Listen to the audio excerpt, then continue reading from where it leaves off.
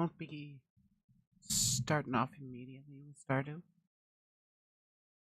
but I'll be jumping into it sooner or later at least. I hope, anyways. Oh boy, I'm almost in affiliate.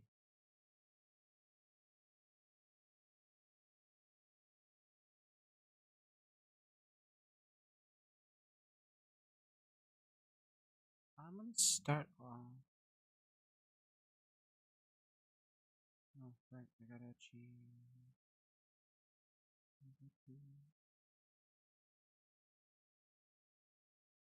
I gotta take off studio mode. I kept changing the tab. And it kept fucking up. Oh shit! Right, I'm missing streaming software.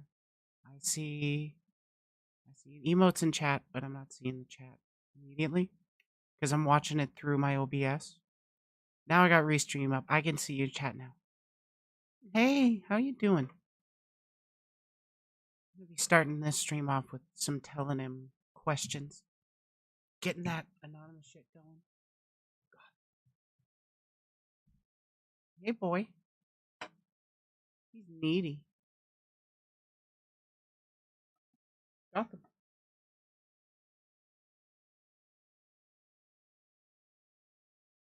Okie dokie.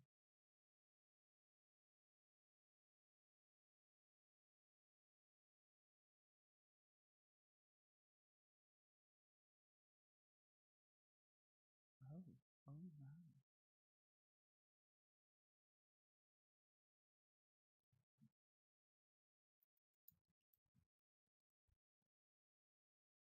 Winky face. I got tagged in a tweet. So that's funny. Who was the last person you sent a message to? Me. And then I give him a winky face. Okay, I got my telling him questions out of. I gotta go through.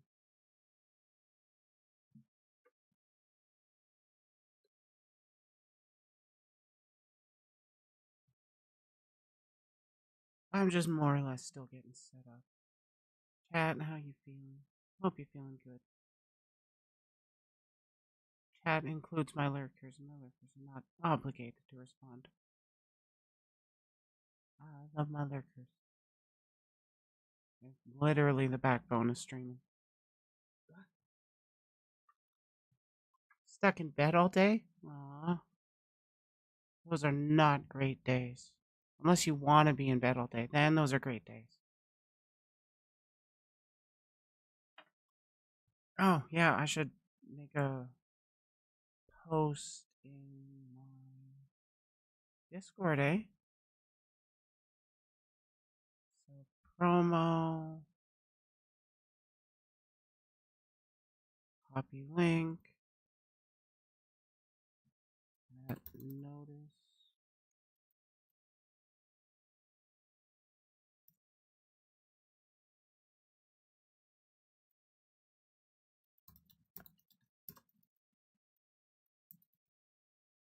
Questions.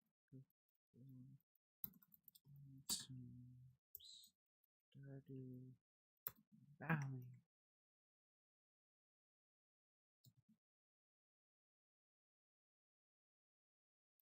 Join the fun on YouTube.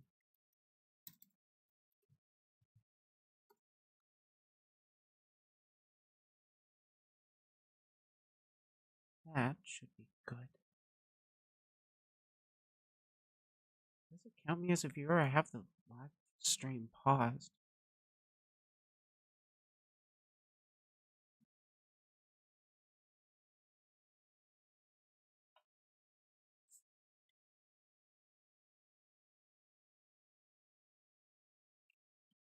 You know what? Before I do jump into that, I want to try something. Since I did figure out a second camera. There it is.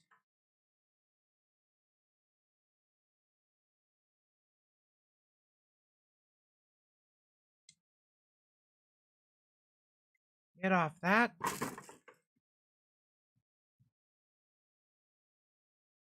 Actually, don't need that light.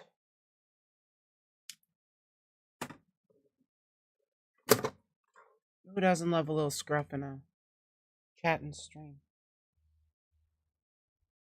I'm gonna be playing Stardew with the girlfriend, and she is out getting coffee. Fucking hook in, damn it. Oh shit. I knocked my camera. Oh, that's why it's not hooking in. I was trying to screw it on the wrong side.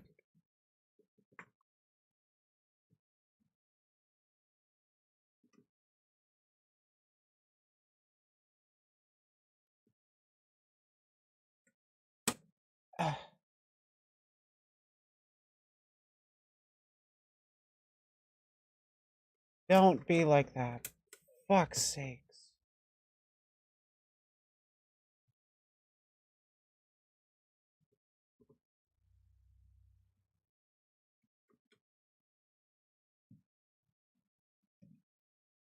I gotta clean up back there.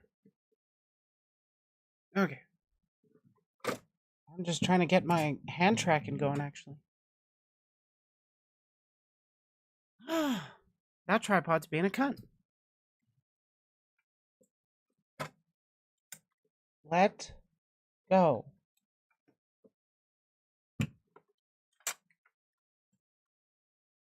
That tripod loses tripod privileges.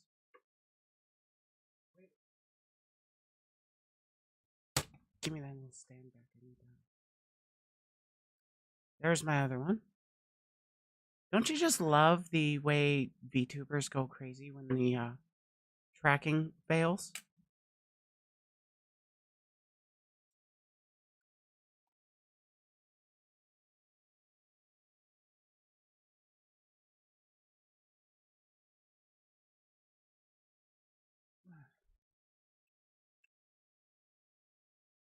I got a couple different topics I can really talk about. Yeah, wear glasses so it makes it worse. I have heard that. Like, even Cirrus has complained about that. That's like the hardest part of tracking for him. Dealing with glasses. I'm personally lucky.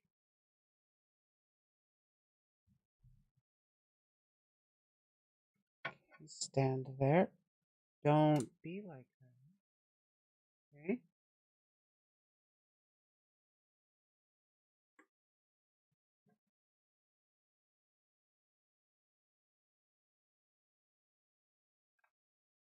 Cool, cool. I think it's I pulled headphones out of my ear. That's fine.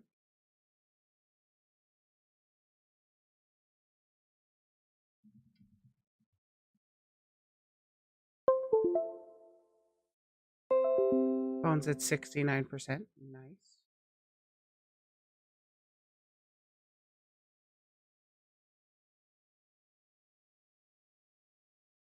Droid cam, where are you? There.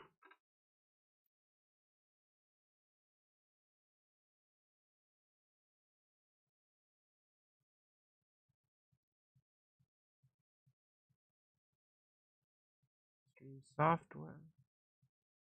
WMC. Start that camera. Fuck! I balanced it horribly. That's a bad on Briley.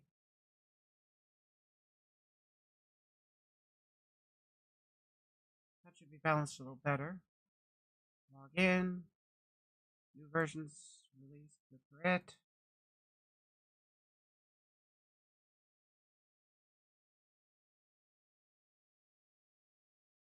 Oh. Hide that one. I wonder if this will work.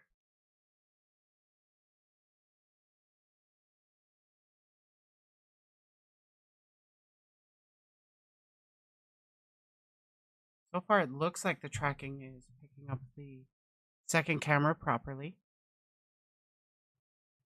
Because if this works, I'll have the facial expressions of, oh my god, BC face. But then I'll also get the hand tracking without, getting a leap motion.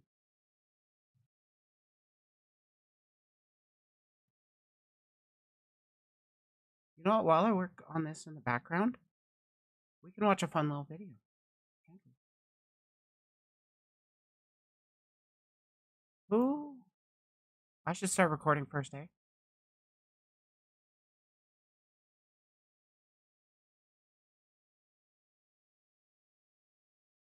Oh.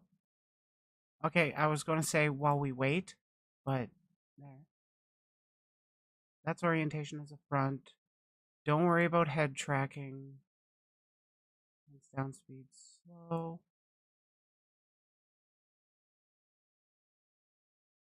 Send to external app. Start. Hide GPU. Oh, okay. I will hide GPU once I get this going. Shit. Pull that up. You're going to be looking some behind the screen stuff. Don't steal this IP, please. It's like super, super, super secure. Receive. Aw, come on, really?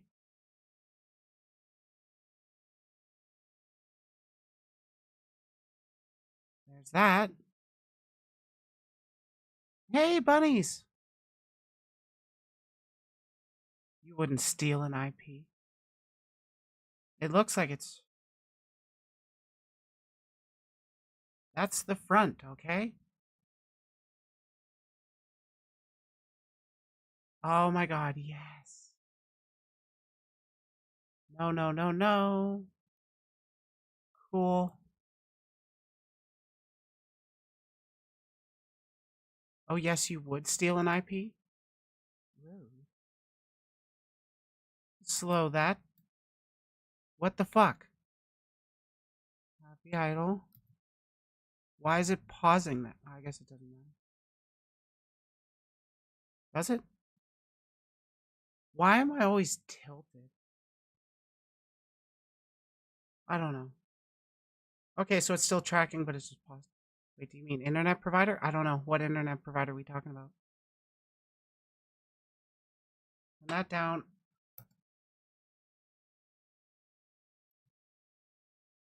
Jeez, why is it so...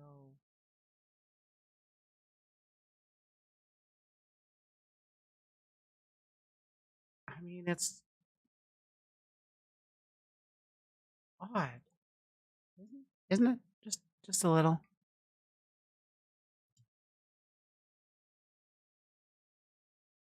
I mean, it's it's working.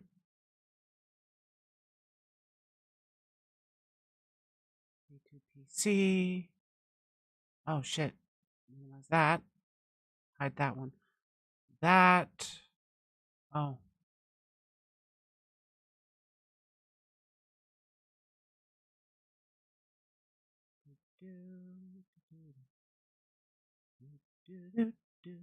I want to go over to Press Nasagi video. Hi, Ice Blossom. How you doing?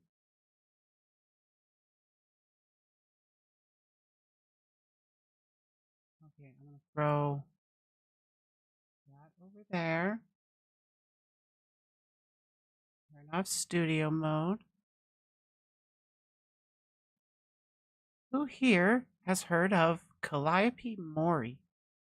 She is from Hololive, and I don't know too much about her. I know she says a word I don't like on Twitter.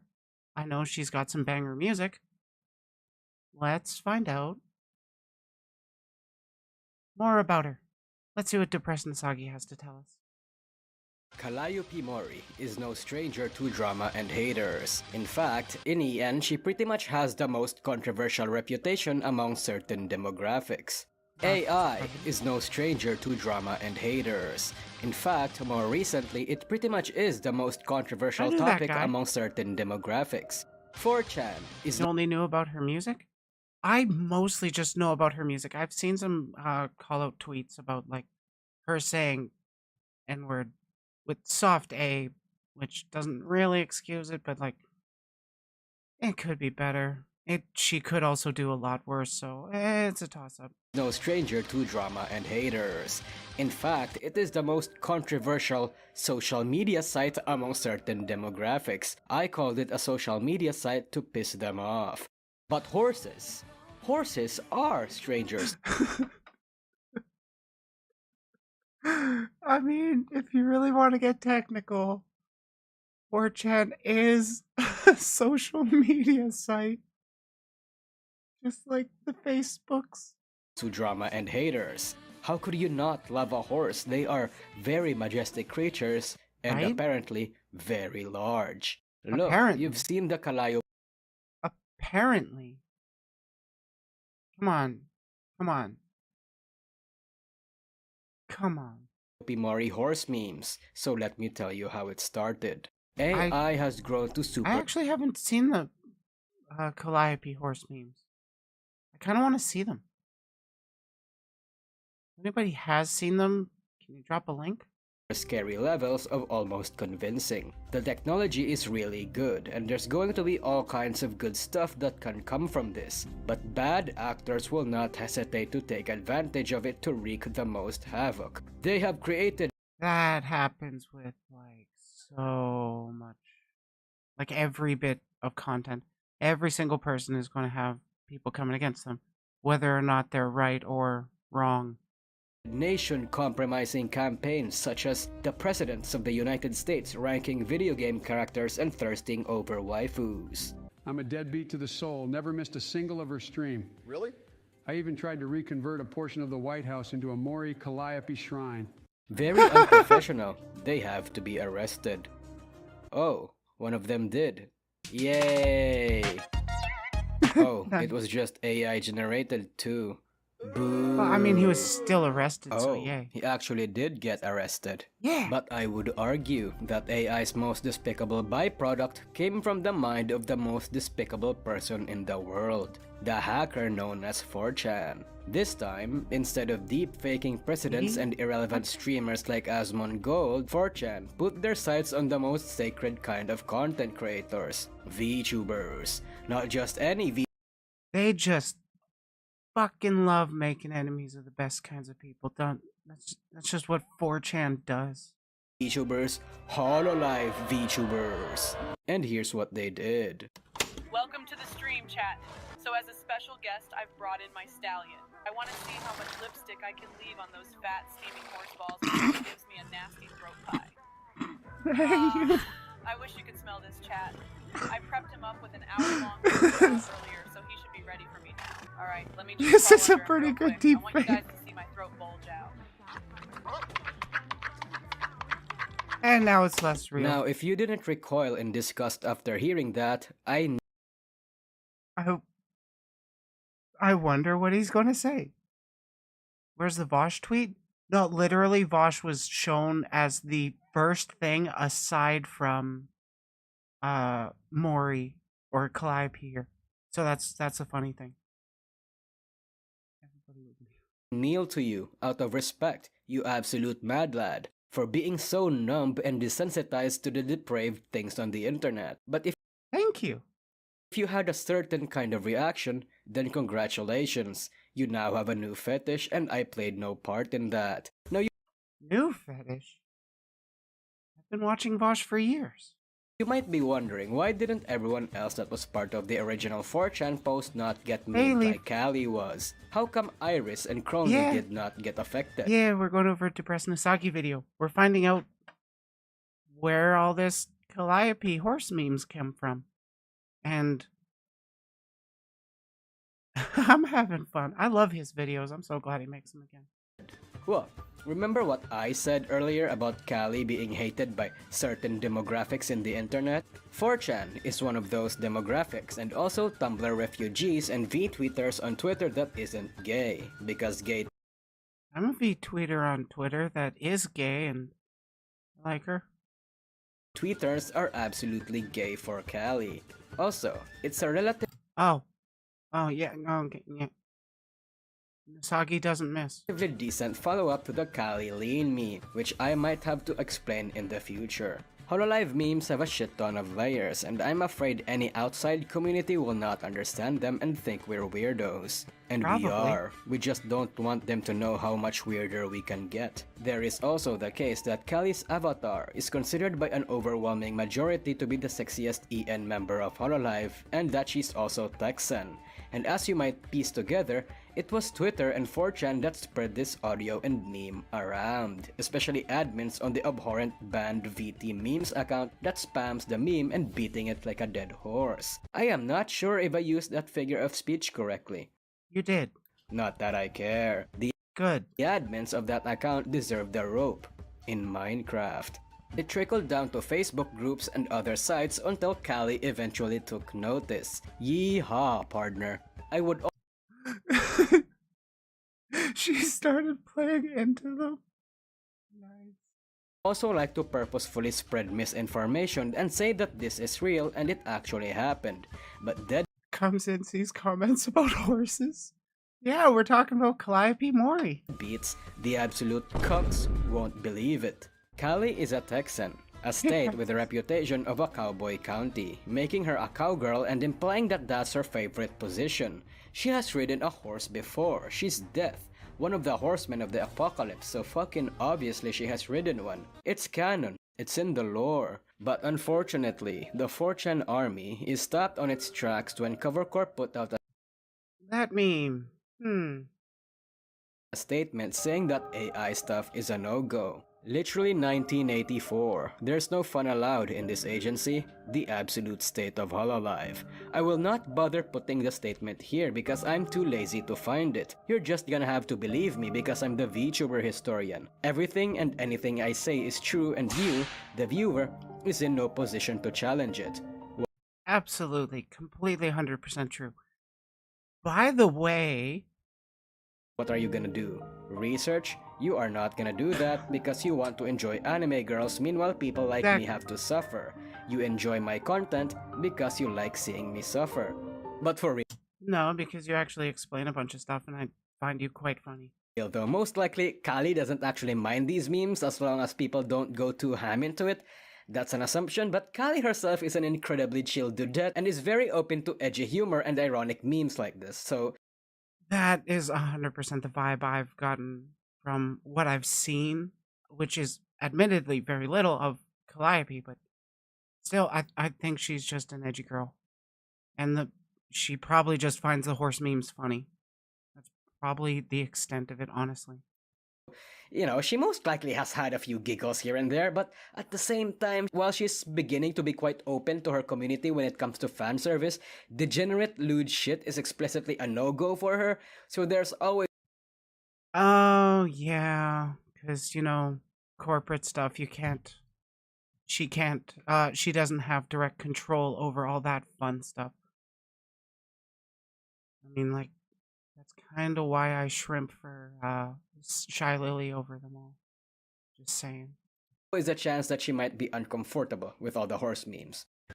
That is also possible if it might be within her contract or pressure from her employers to be like, oh, the community likes this? Yeah, endorse it. It'll get your numbers up. It'll be popular. And she could totally be like, I don't actually like this, but I have to do it for my job.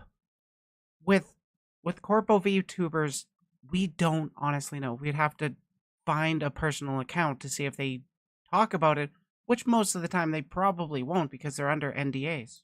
Not that anyone aside from the deadbeats care because they're too busy being wholesome and laughing at the memes. And in all of this degeneracy, Kali had the audacity to release the cowboy outfit that she most likely had planned to release for entire months now. And we all know where this was gonna go. And in a surprising twist, she even acknowledged the meme.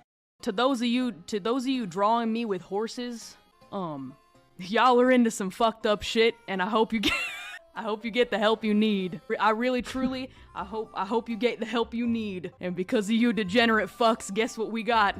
A car. How fucking boring is this? Look at how fucking boring this is. It's a car that says law on it.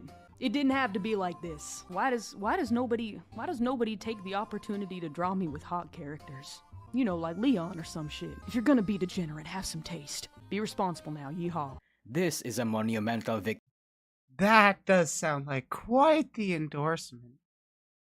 I mean, I do have her Koikatsu model. I do. Wonder how she does actually feel about that kind of art. Though I don't think we'll ever get a direct answer from Corpo VTubers.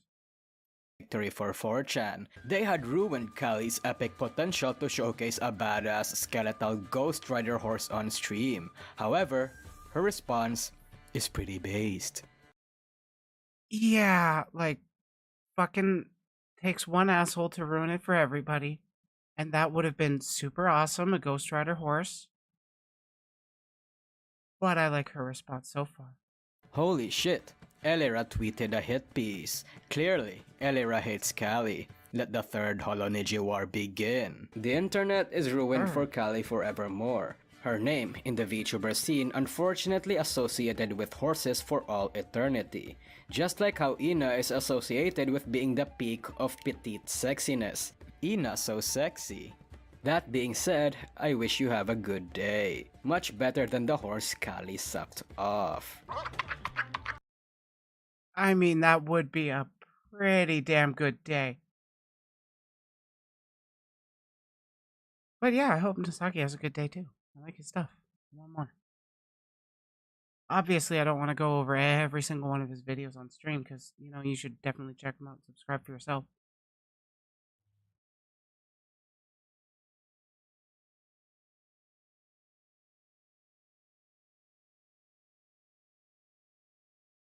Yeah, that was fun.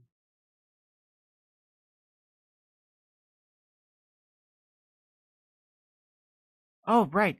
Telling him you dumb bitch.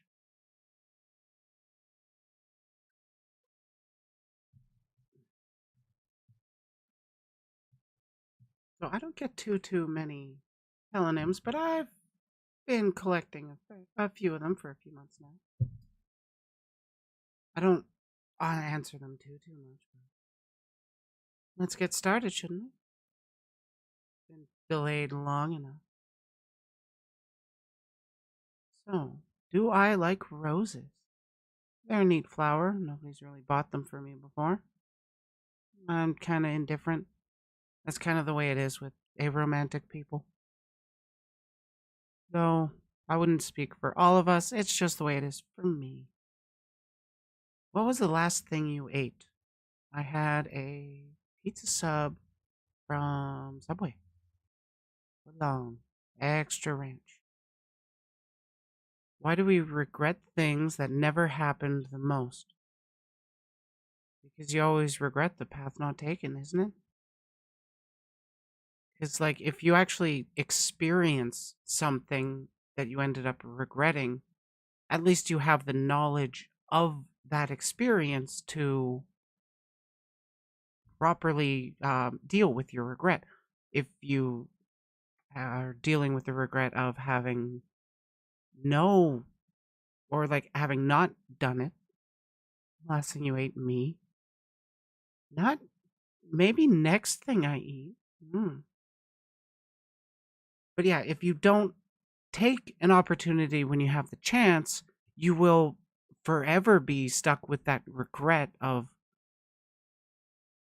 what could have been. Who would you like to be with right now? My right hand. Are you somewhere right now? I am somewhere every now. Like I'm on Earth right now, is that what you mean? Hey, Pink.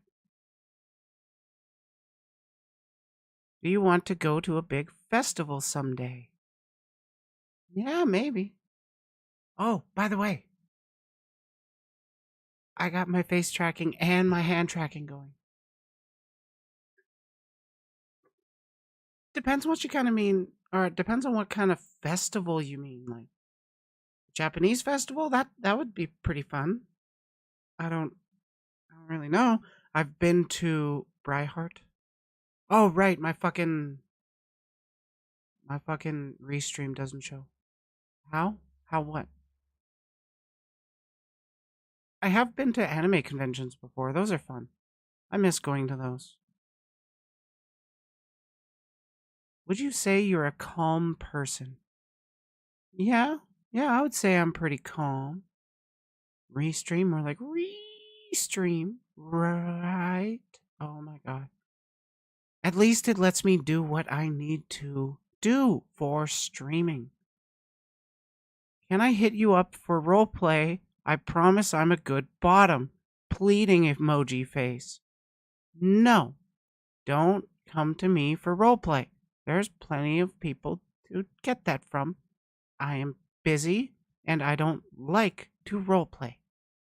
At least not ERP. A calm and reasonable person? Aw, thank you, Panfried. Oh, it shows your emojis practice.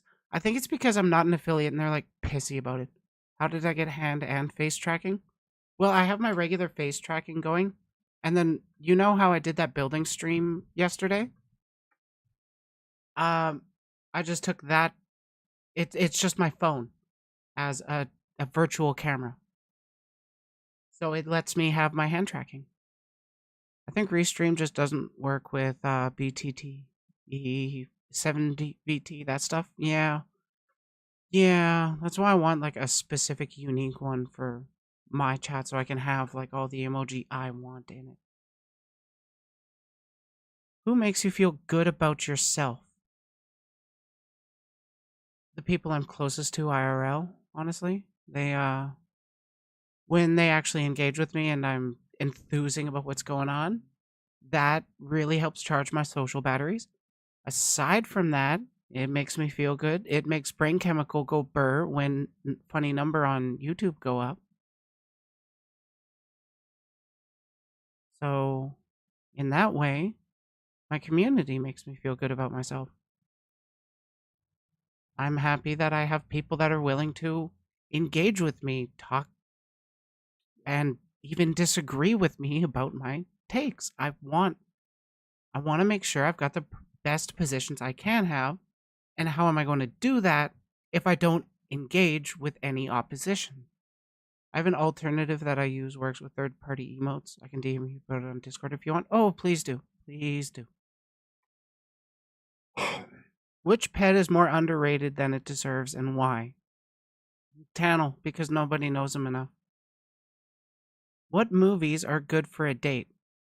Personally, I like comedy stuff, though I'm not the best person to ask for dating advice.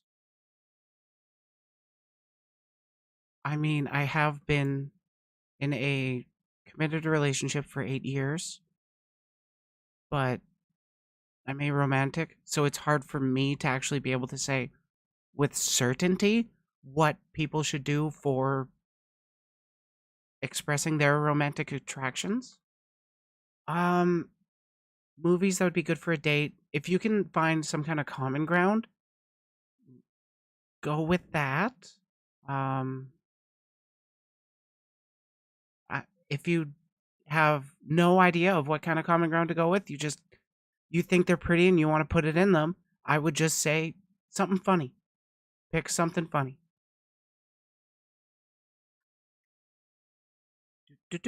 What feelings are you afraid of? Rejection, I guess. Well, to be specific, rejection from the people that I care about the most. Because if it's people I don't even know and they're just outright rejecting me, the fuck do I care? But if I've spent I've spent months or even years with people and then cut off from someone, it's a very hurtful blow. That's, I guess, the feeling that I'm afraid of the most. What person have you been thinking of for the past few days? Ryan. What is something you can't explain? Ryan. Do you like straight or curly hair better? I like wavy hair. I'm gonna go with that one. Because like the straight hair is nice. The curly hair, I would say, definitely has more character than straight hair. I'm gonna put my foot down, take that hot take. But I think wavy hair is a great balance between the two of. What are the differences between you and your other age? Um, I'm going to guess this was meant to be what's the difference between my IRL age and my VTuber age? And I will give the answer of literally 12,000 years. I'm 31 IRL, and my VTuber is 12,031. Pretty straightforward. I'm a person with curly hair, and it's long. Yeah, I mean, you've seen my hair. I'm curly and long. Hey, Vibes, how you doing? Screaming already, eh? That is how you say hello. You are lucky I don't have like an auto mod that gets mad at caps spamming. I don't like auto mods. They get pissy at my friends too quickly. I don't like them. What do you think about people who don't want kids? Okay, this is a funny one because I'm a people that don't want kids. So we're people too, I guess. I mean, kids are pretty mid. I mean, some people really like their kids. I respect that. I don't want any of my own. I'm probably going to end up adopting anyways, but we'll burn that bridge when we come to it.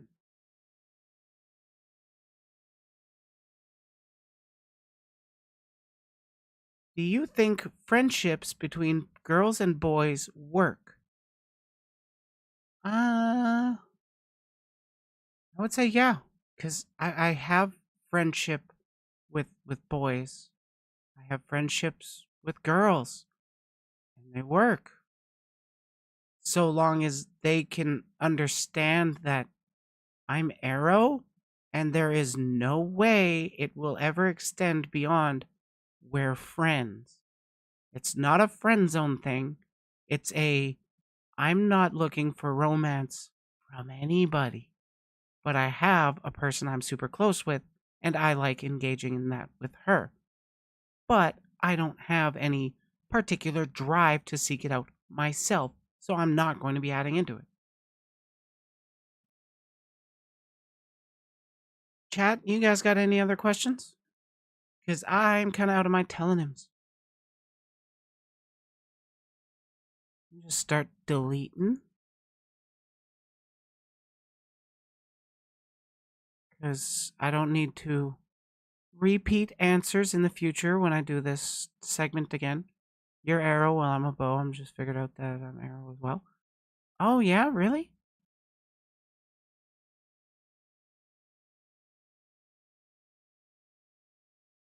It is a bitch, honestly. Especially figuring it out. What's your quiet place? My bed most of the time. I don't really have anywhere specific that I go to. I just want to go to bed when I need time to myself. No, I'm not replying. Gross. Oh, wait, no, I should have kept those answers and then replied with the timestamp in the video when it goes out. Fuck, I'm gonna do that next time. What's your opinion on me? You're a cutie. Cutie that does good art. I still need to figure out my what's it tits? Lies and slander? No, because it's true. I need to figure out what I'm gonna do. Oh, I'm still playing. I was still recording. I'm gonna have to cut that one out. Or cut that one down. I'm still waiting on my girlfriend to get back for a coffee. So, we're gonna watch something else, I guess.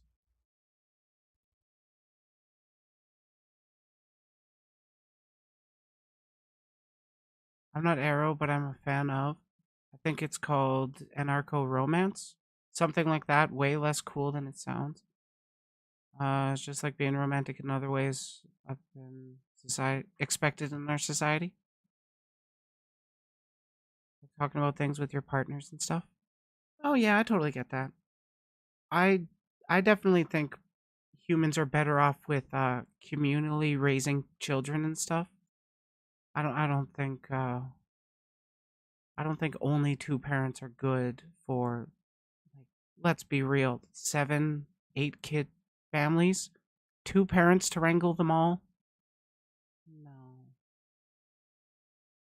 No. Um just a hopeless arrow lesbian. Mood. I'm a hopeless arrow bisexual. Isn't that fun? Grew up in a house with 4 other kids was hell. Okay, it looks like some people are flying by because I'm not actually playing Stardew. Boop. Oh. We will... Window? Yay. While I wait for my girlfriend to get back.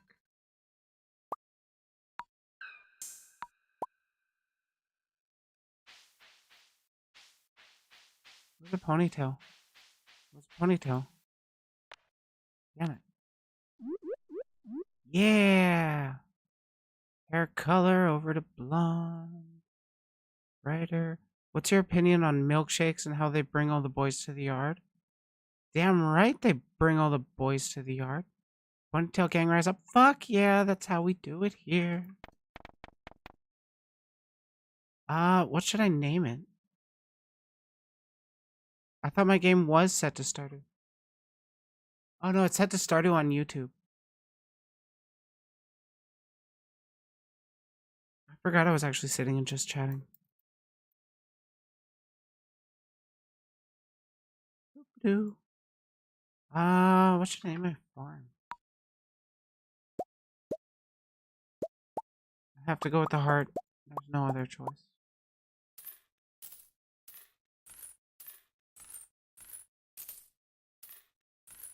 Lipstick, because I'm a bimbo. Favorite thing?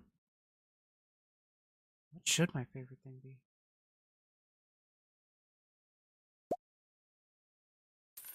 I don't like that, actually. I'll have earrings on. The favorite thing is going to be what my star drop tastes like. Hey, none of your business. How's it going? I'm doing pretty well, starting off with some Stardew.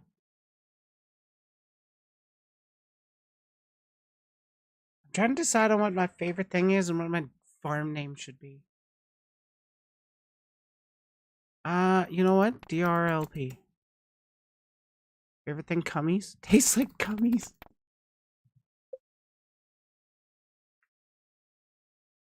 Praxis, you know me so well.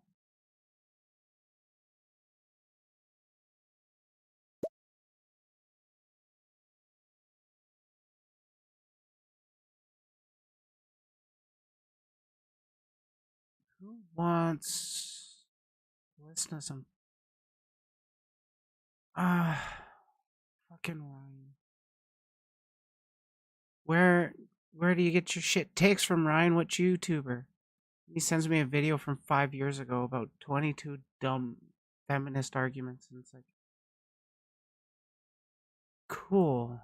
You're definitely progressive. Grow many tuber plants?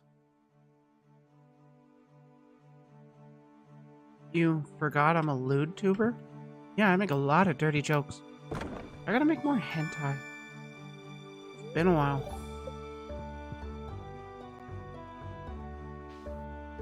I'm gonna have to start off with, like, clearing the farm.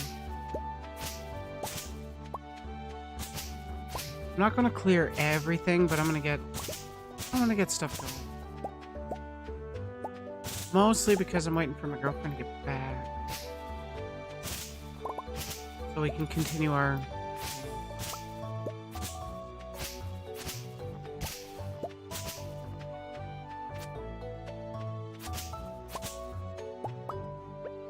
I just want to get this first little day set up, and then, well, we're going to listen to some fucking anti-feminist video from a year ago that's got 1 million views. And people are still taking arguments from it, so we'll see what I agree with, what I disagree with. I have to make more hentai. This is more degeneracy we've been warning about. Future liberals want. Actually, no, the liberals don't want it. Leftists want it.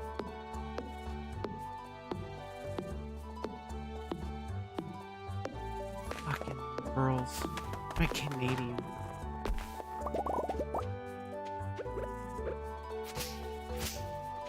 And by the way, I am a proud degenerate.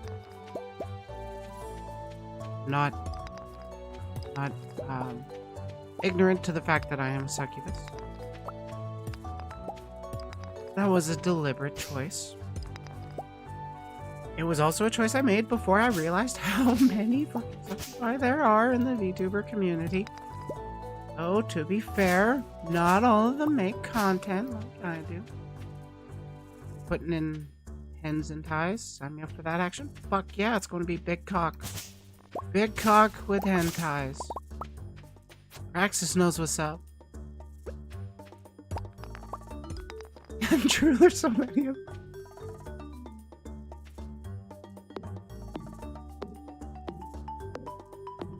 Got 15 parsnips to start. Good enough area.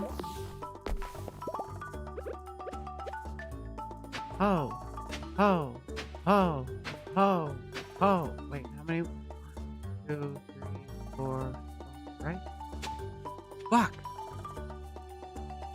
1, 2.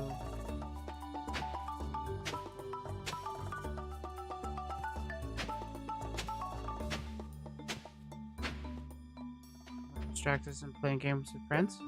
Well, you enjoy your games. Just listen along. That sounds fun. Got that going. So bad at making my farm. Stardew Valley line up. Or line up the way you want it. I honestly typically don't do all the farming. I leave that to my girlfriend. I prefer to go into the mines and just beat the shit out of stuff. Can I make a chest yet? Bitchin'. We have auto mod on? I don't want it on. Auto mod's cringe. Okay, let's... I'm pretty poorly organized. I can't do that. I just farm, forage, and speak to the locals. Sometimes fish. Totally fair. Where is it? No. Where is it? Oh. Window capture.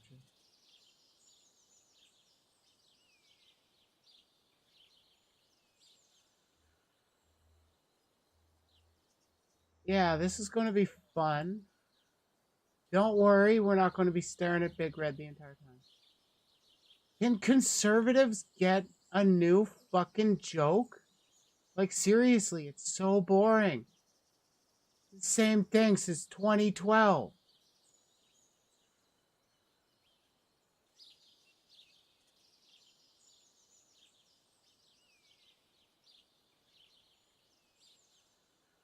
Okay, I wish I had 3. They all live in 2016? Right? I wish I had a third monitor to actually keep track of my OBS. But like I'm gonna be this is 23 minutes. Oh, maybe I'm wrong on that. It might be when was the Gamergate era? I don't fucking remember.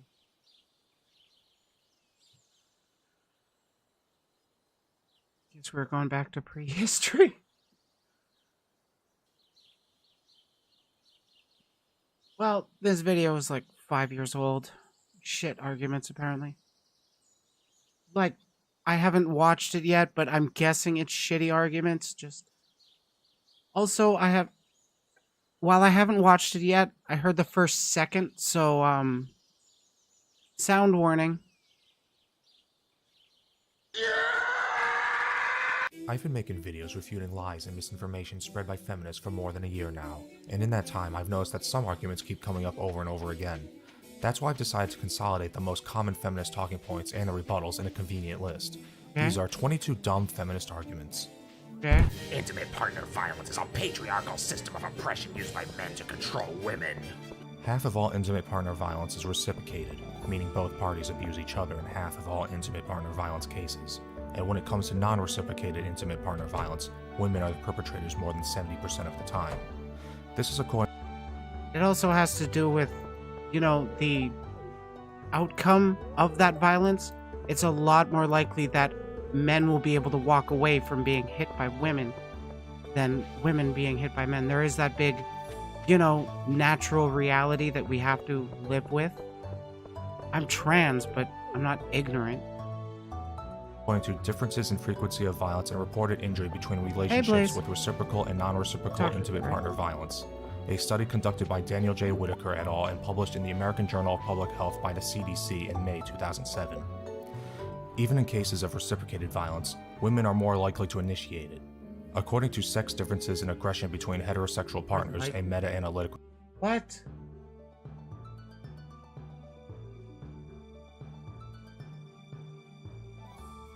Women are slightly more likely?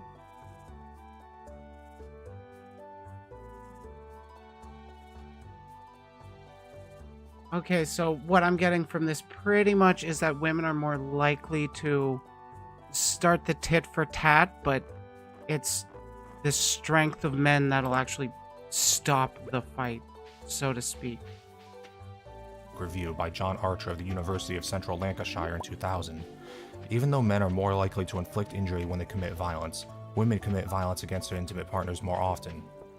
It should also be pointed because there is the stigma for men that they will be labeled misogynist if they defend themselves against domestic abuse from a woman.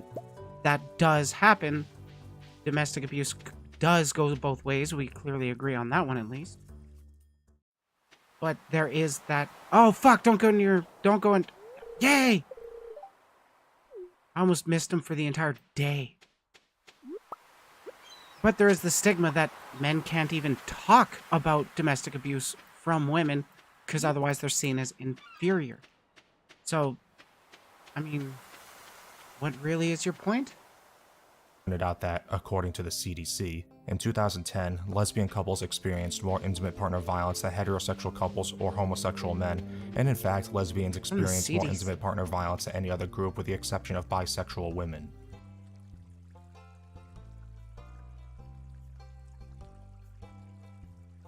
Well, bisexuals do have the bigger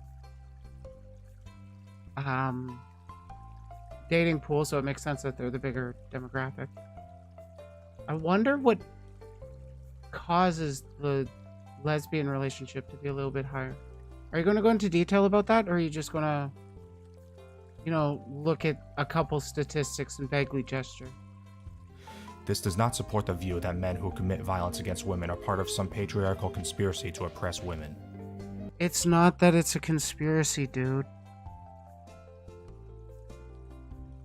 It's that there are systems set up that it's essentially a boys club of people at the top that's really hard glass ceiling for women to break into. Women are starting to break into it, but it's not completely gone.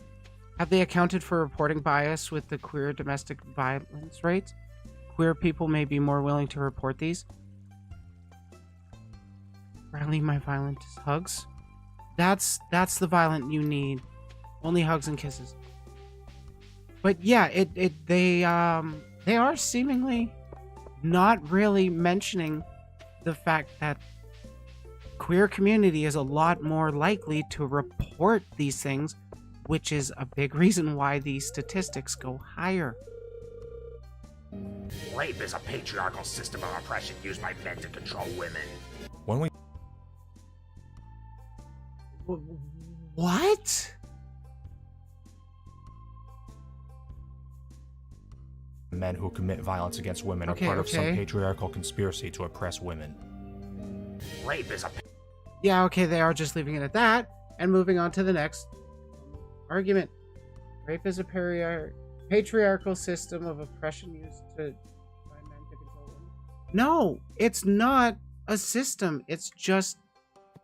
It's sleeping with people without their consent. How is that so hard for these people to understand? These kinds of things only ever look at surface level things and never stop to question why things are the way they are. That's why the Socratic method is so good against them. Yeah, I mean, they're terrible at answering questions. It's hilarious. They do so much grandstanding with their videos, but they would never talk to me on stream. The people that believe in this stuff, they don't want to talk to me about it. They're coward. I haven't been recording. Fuck me, I'm going back in the VOD to download. Patriarchal system of oppression used by men to control women. When we take rapes that happen in prisons into account, more men are victims of rape than women. And in fact, a man is more likely to be raped in a prison than a woman is to be raped anywhere outside of prison. Huh. I wonder why. If you take a bunch of people that have committed all these things, put them in a room together, it happens more. I would honestly think they would be about the same, but I guess I do have the innate bias thinking that men are more sexually aggressive, but I don't think that's actually true. I think we're in society are raised to think that. You know, the whole narrative of men always want sex all the time. If rape is meant to be a tool for men to control women, then it wouldn't be the case that most rape victims are male. It seems that rape is simply a crime of opportunity committed by individuals against other individuals, and not part of some global conspiracy to oppress women. Where are you getting the conspiracy from? Holy fuck, these people just are conspiracy brain. Clearly hospitals are bad since so many people there have cancer. I know, right? Oh, let's see if I disagree with this take. We live in a rape culture. For starters, I think we do. Because there's not enough talking about... There are so many people that don't actually know what consent actually means. Whether or not the yes they get is enthusiastically, yeah, I want to sleep with you, please. Instead of, okay, yeah, let's do it. If you can't tell the difference between those two things, don't hook up with people until you can figure out the difference, okay? You want your partner to be enthusiastic about sleeping with you. Otherwise, it's not going to be a good time for all around. And isn't that what sex is supposed to be? A good time? To assert that we live in a rape culture is to assert that our culture celebrates and protects rapists, which it clearly doesn't. Aside from... Oh my god. The Republican Party. From the fact that all forms of rape are illegal everywhere. Abigail. Rape is seen as such a heinous act by the bulk of society that men accused of rape are treated as guilty by the court of public opinion, even in the Except the Republican Party, they celebrate it and promote it. complete absence of evidence, and lose their reputation, their education and career I prospects, know, their right, jobs, Praxis? their homes, and in some cases, their lives. Furthermore, the idea that a rape culture exists is harmful I both to love men the because starter it blames music rape going on over toxic this. masculinity, thus implying that all men are rapists or potential rapists, and to rape victims. No, it's not that all men are rapists. It's that there's a branch of masculinity that's pushed that is damaging to the men that express it and those that it's expressed to. It can lead into that over-aggressiveness, always assertiveness, get your way kind of thing, which leads to non-consensual sex, which we want to avoid. Right? Because it takes the focus off of those who commit rape and puts it on society itself, thus making sexual violence more difficult to combat. As Rain... Wait, what? harmful both to men because it blames rape on toxic masculinity, thus implying that all men are rapists or potential rapists, and to rape victims because it takes the focus off of those who commit rape and puts it on society itself, thus making sexual violence more difficult to combat. Okay, I'm gonna assume what they mean is don't call all men rapists because that dilutes the term in a sense. It makes it harder to actually track actual bad people. And if that's their argument, I agree. Don't call all men racist or rapists. Hashtag not all men. As Rain once said, rape is caused not by cultural factors, but by the conscious decisions of a small percentage of the community to commit a violent crime. Only 2. No, not always. Is a lot of people in like college parties don't really realize it's not okay to fuck that drunk chick. They think it's okay because she's all party time while she's intoxicated. When in reality, she's not in that good moment to, actually consent to it. And hey, if you think that she is into it, you're getting the vibe, tell you what, give it a little time. Give it a couple hours. If she's pretty drunk, she'll come down a bit. And if she's still into it, go for it. Get a little drunk yourself. Why not? Wow, this guy's actually saying society has no influence on how people act. Right? This guy don't know shit. Oh, wait, Linus, I want to give you something. This guy is a doctor. 2 to 8% of rape accusations are false, so we should listen and believe. The 2 to 8% statistic is misquoted from an old FBI document from 1996 which says most crimes have a false report rate of 2%, but rape has a false report rate of 8%, so false rape reports actually happen 4 times more. Okay, from 96 is your latest one. That's the table you're going with. You don't have any more recent information we could go off of? I mean, I'm not claiming that I know better, but like you are a doctor, so shouldn't you have the most up-to-date information? Right? Doctor? More often than false reports for other crimes. Literally. But what's more important is the fact that this only includes provably false reports, and says nothing about unsubstantiated reports. A study conducted by the University of Massachusetts Boston in 2010 came up with a similar figure as the FBI, saying 2 to 10% of rape reports are false. This study based its figures on the reported rapes which took place over a 10-year period at a single university, of which there were 136. Of these 136 reported rapes, 8... Okay, so your argument that it's 8% higher, or that it's 8% instead of 2% for like every other false reported crime, is because of one study from one university where like 100 people were... My God. Wait, desync? What do you mean? Wait, society has no effect on how people act. Isn't society literally the collection of people tend to act in what's normalized? Yeah.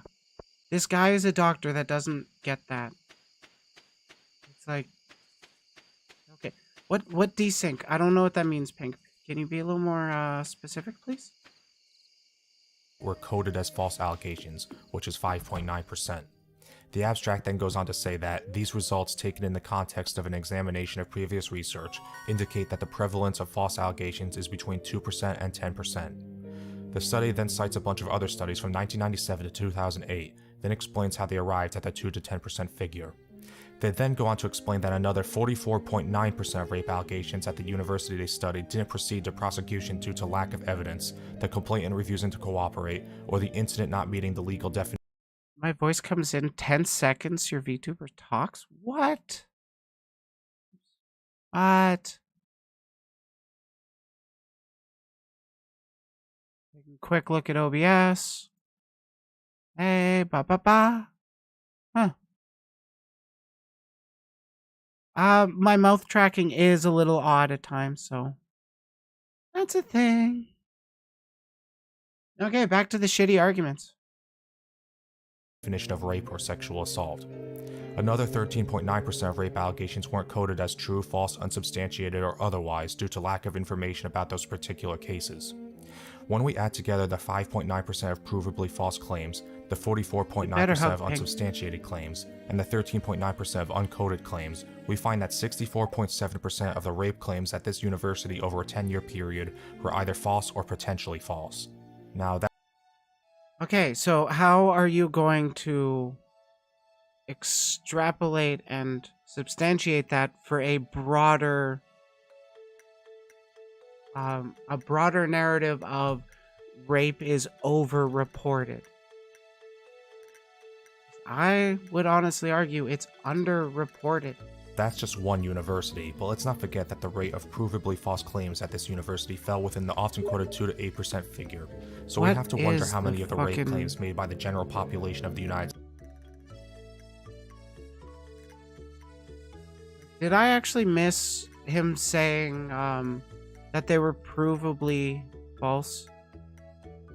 Or like actually confirming that they were false? Because it sounded like a lot of bullshit. I couldn't completely understand. Like, this is a doctor. He should be able to understand his arguments well enough to convey it so that it can be digested by the broader public.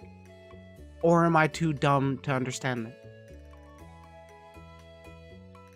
Also, I got a message.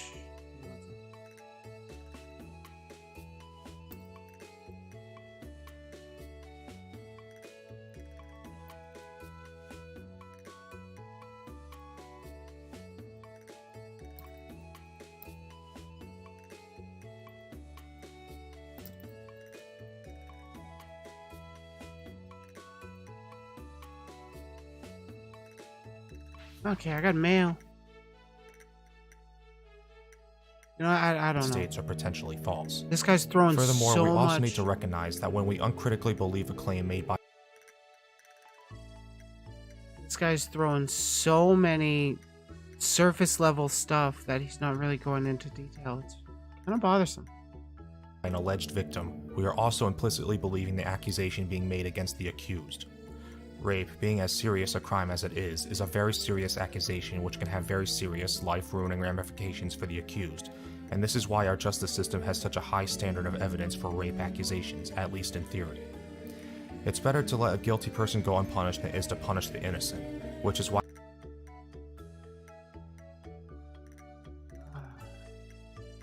we need to treat those accused of crimes as innocent until proven guilty, even when it comes to rape accusations. A person who is falsely accused of rape is every bit as much of a victim as somebody who has been raped, and they also have an expectation of justice. That is true. Anybody that is falsely accused of rape deserves, you know, compensation for the damages done. Oops. For the damages done. That said, no, the shit isn't that complicated of a topic. It's a discussion of statistic and the relevance / reliability. This should be... Ooh, hello there. Cast the computer. Thanks for the raid. This should be level 1 science communication stuff. Yeah, like I haven't been in high school doing science since like over a decade, so what did I just walk in on? We're talking feminism. Welcome, Raiders. Oh, shout out. I gotta remember to actually do that. Feminism is based. This is like... I asked somebody on Twitter where they're getting their dumb shit arguments, and they gave me this video. So, we're watching it. Only 2% of rapists ever get brought to justice. This is based on a misleading statistic which assumes all rape accusations are true. As I just explained, they're not. You didn't fully explain it. You just said a bunch of bullshit and said big numbers. When you start with the assumption that almost all rape claims are true, but then see that only a small handful of those claims result in a conviction, then yes, it's going to look like... There is a huge issue of news sites not later reporting, oh, this person who we said was arrested for such and such crime was cleared. But that's not what he's talking about at all. Yeah, he doesn't even bring that topic up. Because, like, people just run with the narrative of this person's bad here, and we'll talk about why they're bad, and then we'll never address it if they get cleared of it. We'll never talk about it again. We have our one video, and that's enough. That's also kind of why I like going over multiple videos of people I disagree with. But I try not to focus on one of them. You're a victim of SA and already pissed at the person in the video, right? This person, I wouldn't be surprised if they start victim blaming too. And this, I was sent, a progressive sent me this video as to why they are against feminism.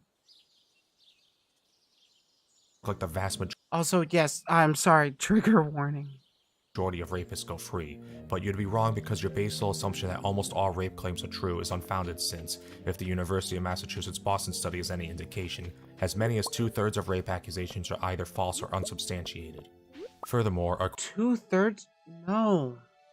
Holy shit, so many of these crimes go unreported because of attitudes like this saying that, oh, they're over-reported, nobody's gonna believe you.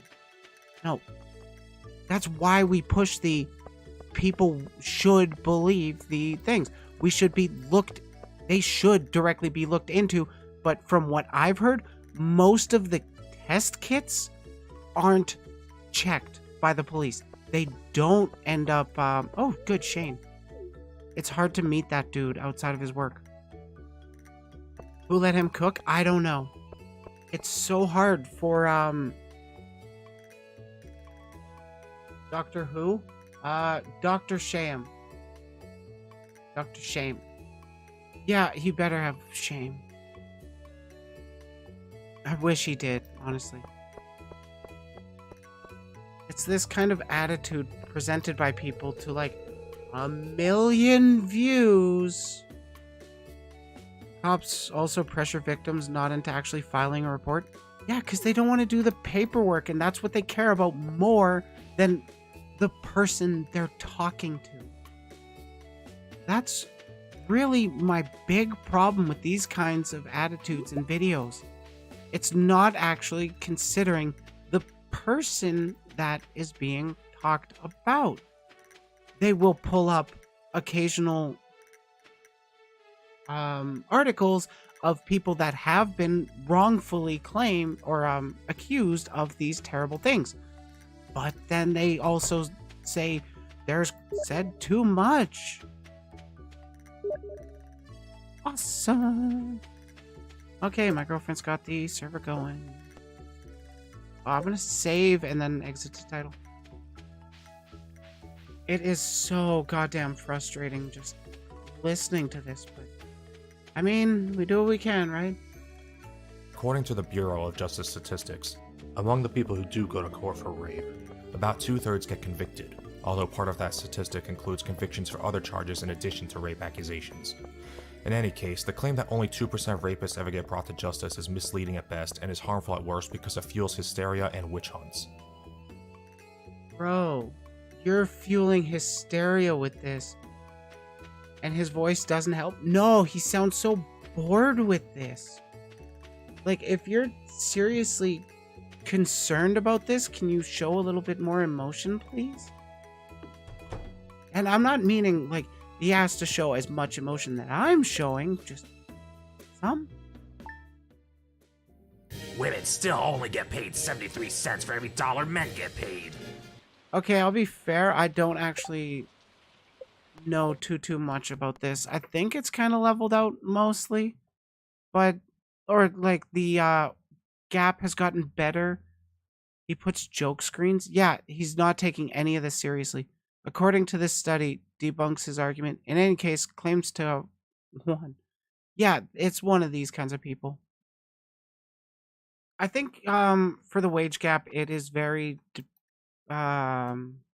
it's dependent on the sector. Oh, Unlearning Economics did a really good thing on the women pay gap. Ooh, can you link that to me, please? Ready to join. I would actually like to check that out after this. Yeah, good. The wage gap is not so much a wage gap as it is an earnings gap. This is an important distinction. Like, how Even long are we ignoring the talking? fact that men tend to work higher paying jobs than women typically do, even in the same occupations, men tend to work more overtime, take off fewer vacation and sick days, are more likely to ask for raises and negotiate for higher starting salaries, prioritize earnings more, are more likely to take risks, retire at a later age, and so on. Furthermore, because the average man takes off less time over the course of his career than the average woman, he accumulates more experience over the same number of years, thus proving himself to be more valuable to his employer. To put it simply, the average man gets paid more than the average woman because the average man works more than the average woman. Okay, so he's not actually going to be linking his studies. Cool.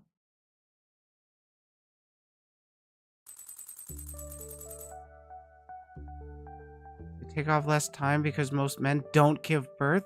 Yeah, I know, right? Just not gonna think of that one. Who gives a shit? Men work longer hours. Men are more willing to work overtime because they don't have. It's often more likely that men have less of a social connection outside of work. Women are the ones that are more able to socialize with others and have friend groups that they can go to. Men will tend to work that overtime because they don't got anything better to do. Might as well make that extra money. Can't blame them for that, can we? It's an hour and a half long. Holy shit. Well, I'll definitely go over it off a stream. Just so I can brush up on my own arguments and shit.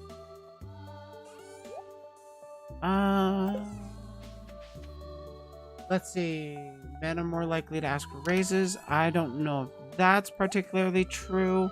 Though, I mean, it could be said that shared in Discord as well. Thank you. Because I didn't see it pop up in Restream.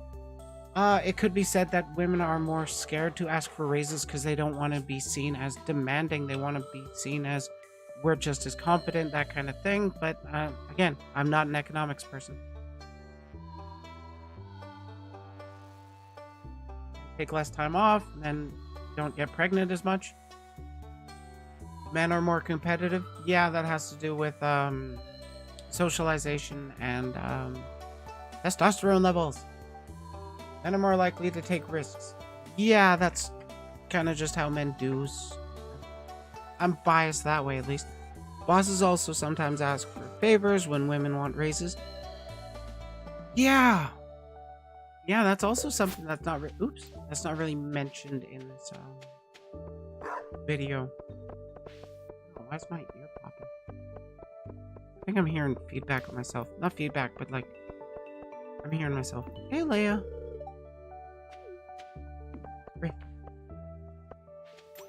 Scooch, the dog.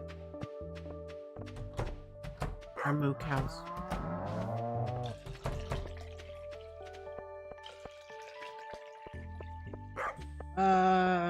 Men prioritize earnings more than women.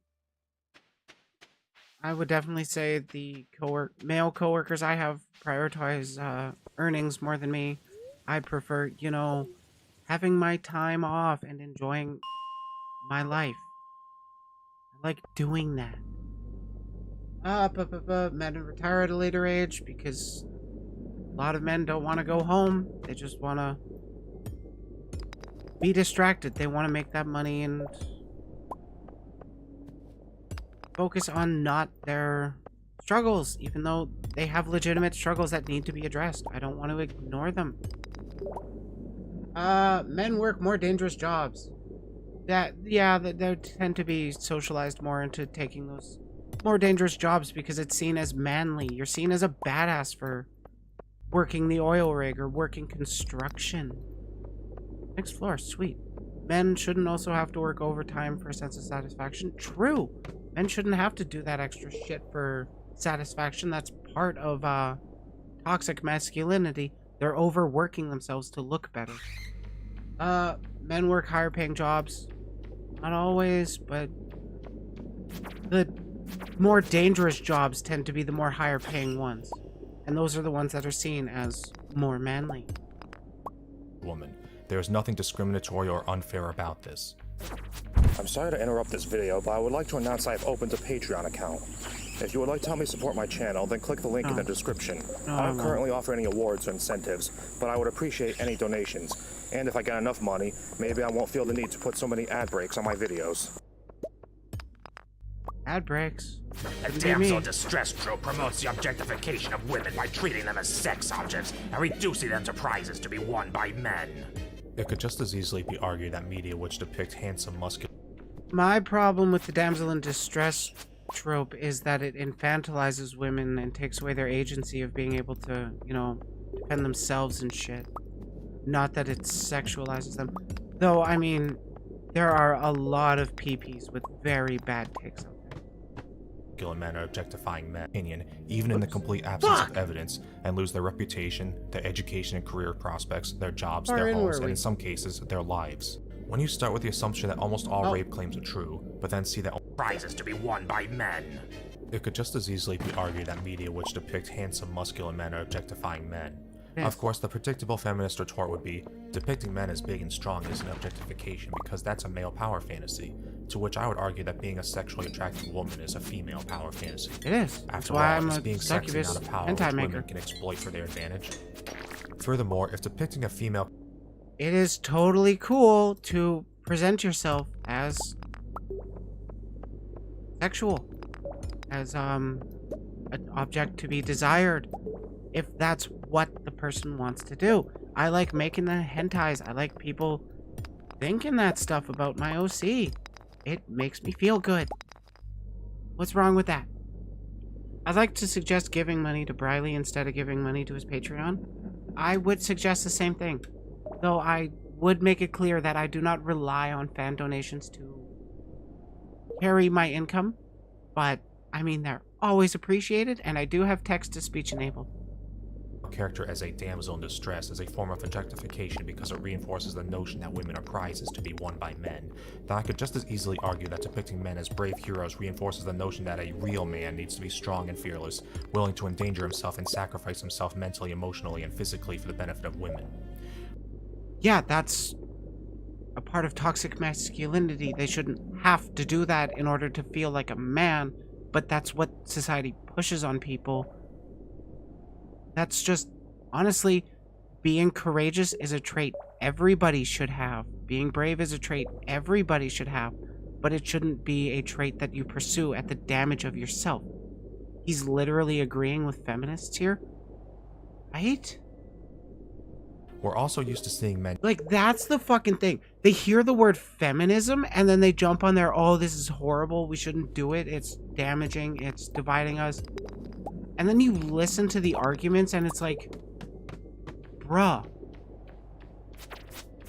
we agree. There's just some shitty people with shitty takes. Can we at least agree on that? And die by the hundreds in movies and on TV, that we never stop to think about how this reinforces the notion that men are disposable and that our lives only have value if we're willing to fight and die for some nebulous greater good. Nobody mourns the death of a stormtrooper. I agree with you there. That shouldn't be what's reinforced, because that's actually harmful to men. It makes them feel less than people. It's literally dehumanizing them. Feminists do say that, I know. Because, like, people hear the word feminism and they think we're pushing for women's rights over men's rights instead of, hey, everybody should be treated equally. Did you ever consider that one? No, they just hear feminism and jump on the anti-train. The reason we care when Obi-Wan dies is that he died heroically sacrificing himself. If he begged... Oh my god. Side note, Obi-Wan didn't sacrifice himself. He went into the forest. Vader never actually struck him down. For mercy and died on his knees, or worse, if he got rescued by somebody else. We would all see him as a coward and would feel no sympathy for him. What does that say about... Holy shit, dude.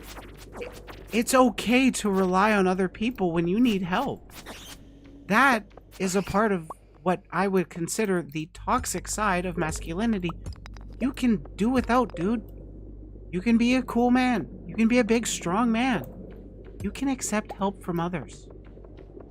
In fact, I would say you're braver if you can, because there's so much pressure from society to be like, no, you don't need people's help. You just need to force yourself through it and you know that crap. Wait, your opinion that Obi-Wan heckin' teleported into the Force? That's actually pretty cool. No, that's literally what happened, though. When everybody is struck with a lightsaber, there is a body left. When Obi-Wan was fighting Vader at the end there, his cloak just fell to the ground, and that was actually because he turned himself into a Force ghost. Literally. It's why you see Luke vanish like that at the end of those sequels. Spoiler alert. There's a Star Wars manga? Is that in canon? About society. Better yet, what does it say about a movement which claims to fight for equality that they never think about this sort of thing? Feminists God, don't we hate do. men. Feminism is about equality. Even if we ignore all the hateful things feminist leaders have said about men, all the policies promoted by feminists which are harmful to men, and all of the...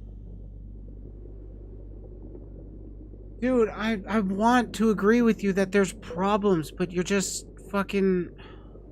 just jumping over stuff and not actually explaining what you think. times feminists have protested and disrupted men's issues conferences, feminism is, at its very core, an anti-male ideology. Feminist theory is entirely predicated on the notion that there exists a patriarchy which gives systemic advantages to men at the expense of women. Even ignoring the fact that this is demonstrably untrue as evidenced by the fact that a woman can steal a man's sperm or rape him and then sue him for child support, men get harsher sentences for equivalent crimes, men are required... What the fuck kind of argument is that? This whole thing is also at the expense of men. The problem with the patriarchy is not that all men benefit from it, it's that a certain few bits of men benefit from it because they're men, and other men, the rest of men, have to live with the struggle. This is why I hate people that also completely deny intersectionality. Because they say intersectionality is like fucking oppression Olympics of who's got the most oppression points, but no, it's a lens of understanding how the different ways of oppression interact and intersect with people. Oh shit, it's midnight. I gotta leave. The different ways they interact. They can benefit or harm or disadvantage your life in different ways. It's not about who's got the most oppression points. Fuck.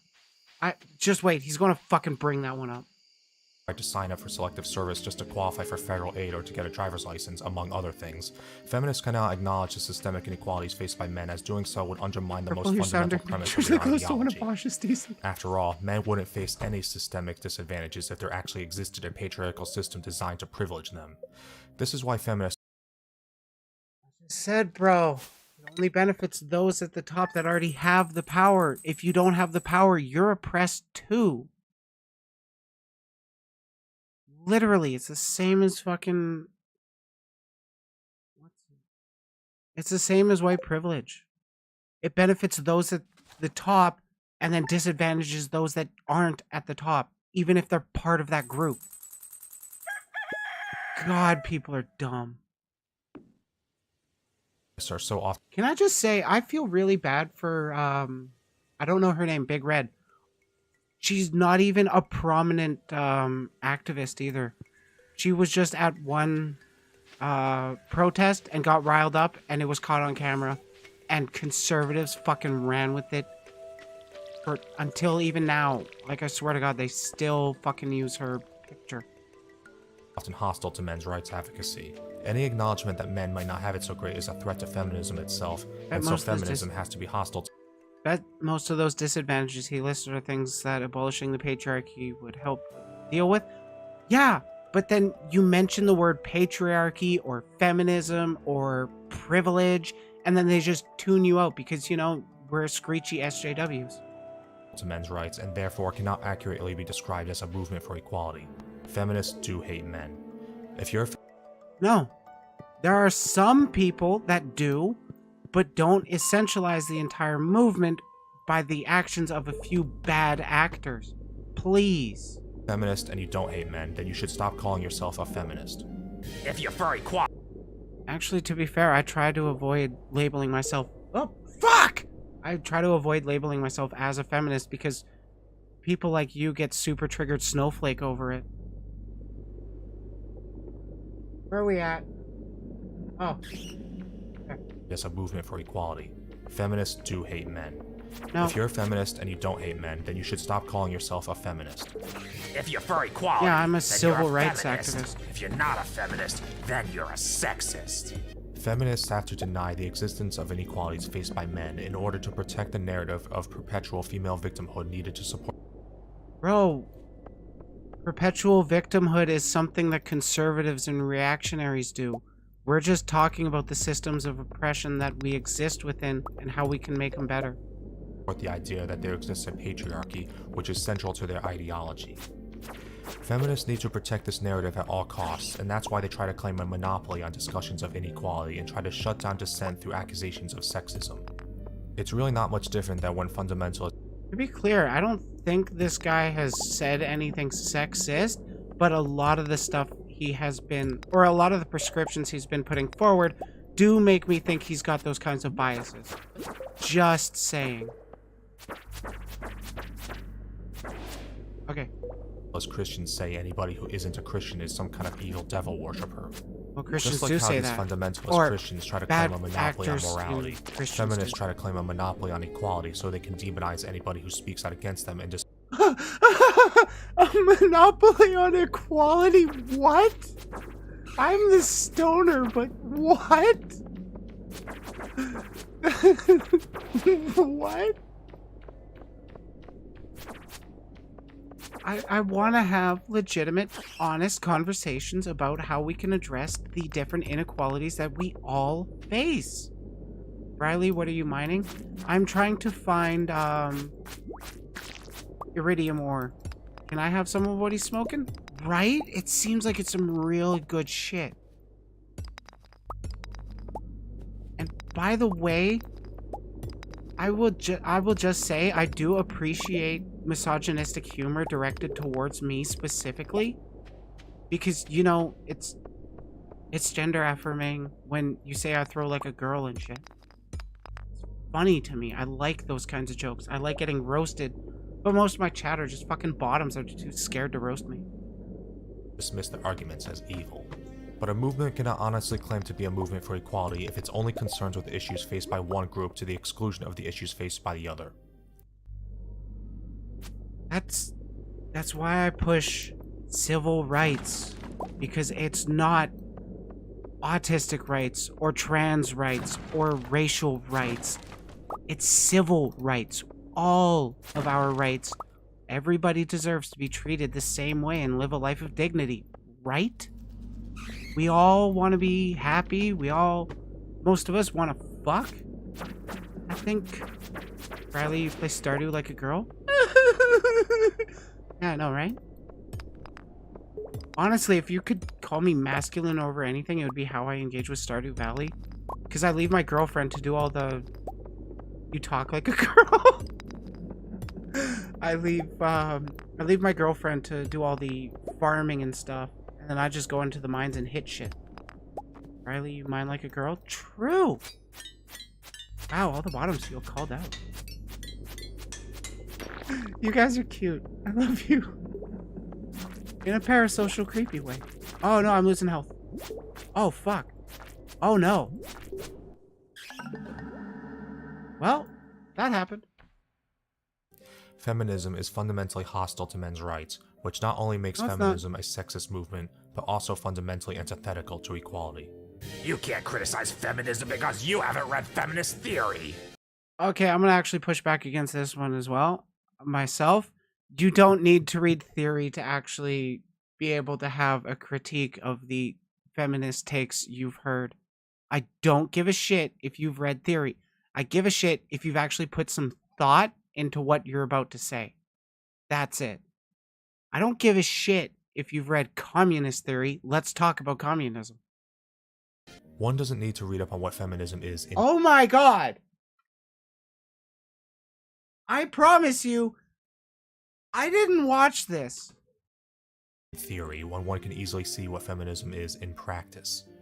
Feminism in its current form is pro-censorship, pro-segregation, anti-egalitarian, actively fights against fathers' rights. That's just a theory. A gay theory. Undermines the presumption of innocence, and spreads misinformation about the nature of domestic violence and rape. That's all one needs to know about the feminist movement to justify their opposition to it. Those people who are Okay, so you don't know enough of it at all. Good to know. opposed men's rights aren't real feminists. Aside from this being a note, Wait. People who oppose men's rights aren't real feminists. That is a correct position. Because a person that would actually give a shit about the ideals that feminists or feminism pushes would also be caring about how it actually influences and impacts men too. no true Scotsman fallacy. This argument is a tacit confession that feminists themselves can't seem to agree on what feminism is really about or what their goals. Okay, give me any fucking ideology that is 100% unanimous on what they believe in. Please. Should be. The feminist movement is fragmented into various denominations, each with their own conflicting beliefs and dogmas. Between liberal feminists, radical feminists, sex-positive feminists, sex-negative feminists, choice feminists, Marxist feminists, gender feminists, TERFs, feminists who say feminism helps men. TERFs are not feminists, they're feminists appropriating radical transphobes. Let's please call them farts. 2. Feminists who say feminism isn't concerned with men's issues. Feminists who say anybody who wants equality is a feminist. Feminists who say men can't be feminists, etc. It seems that feminism is little more than a label.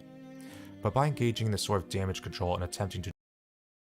Yeah, this is actually kind of why I kind of agree with him on the, if you actually care about the feminism stuff, you shouldn't call yourself a feminist, because, like, that's what I do. I don't label myself as feminist. Do you know what label I put on myself in my bios? Fucking progressive. That's what I put. I will talk about literally any subject relating to politics. I don't care. I will push leftist thought. I will merely label myself as a progressive. But I will push for communist thinking. I will push for communist ideas. But I won't directly always call myself a communist. An ideology that's 100% unified. I'd say the Stellaris hive mind is 100% unified, since all creatures have been made in one flesh, one body, one mind. They're typically small-minded female. Shake my head. Yeah. Like, I mean, 100% unified, that's only hive minds. And even then, it's hashtag not all hive minds. to distance themselves from the denominations they disagree with. Feminists demonstrate that they are more I don't distance myself from the denominations I disagree with, except for Nazis and farts. concerned with the feminist label than they are with their ostensible cause of equality. If the people engaging in this sort of damage control really cared about equality, they would stop trying to defend this label which they know has become toxic and drop it in favor of one which doesn't carry so many negative connotations, such Hey, it's almost like I'm doing that thing that he's recommending people do if they actually care about equality. as egalitarianism or humanism. But they don't do that because defending No. Humanism? What? I have not heard of that term. the reputation Blaze. of the clique is more important to them than advocating for equal rights. It's hypocritical of you to criticize Islam for oppressing women when you also criticize feminism. Most of the Hypocritical to criticize Islam for oppressing women when they're... I mean, I wouldn't call that directly hypocritical unless they're making literally the exact opposite arguments. Or, like, they're making the exact same arguments that Islam's making, so... I don't need feminism because I believe in equality, not in entitlements and supremacy. Oh, this person does not know what they're talking about. The people who criticize feminism actually do care about gender equality, but see feminism as a threat to equality due to its overt preference for women and denial of men's. Non-humans rise up. I am a succubus, so that counts, right? Is that Lawrence? Is it? Also criticize feminism. Most of the people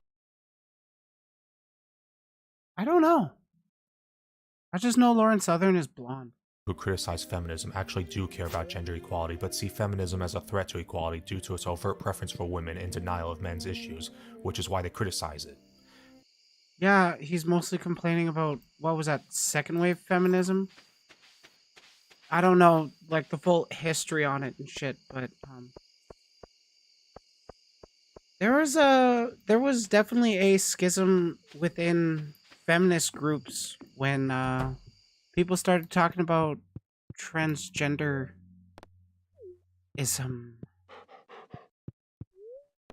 more frequently. Yeah, there was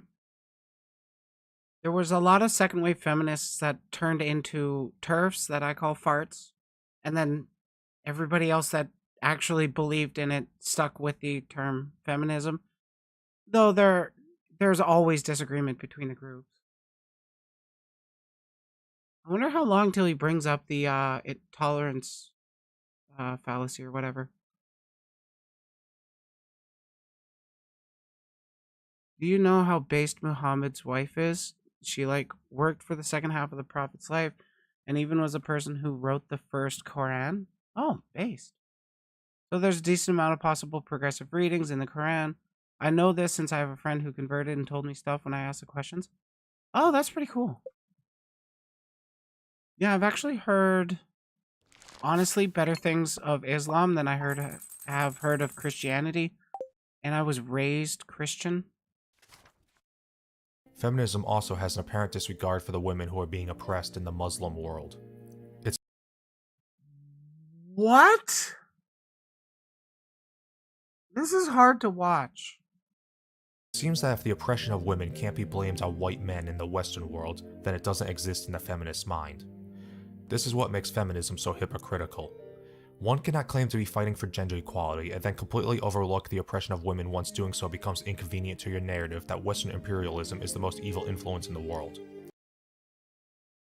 It's not that it's the most evil, it's that it's where we are.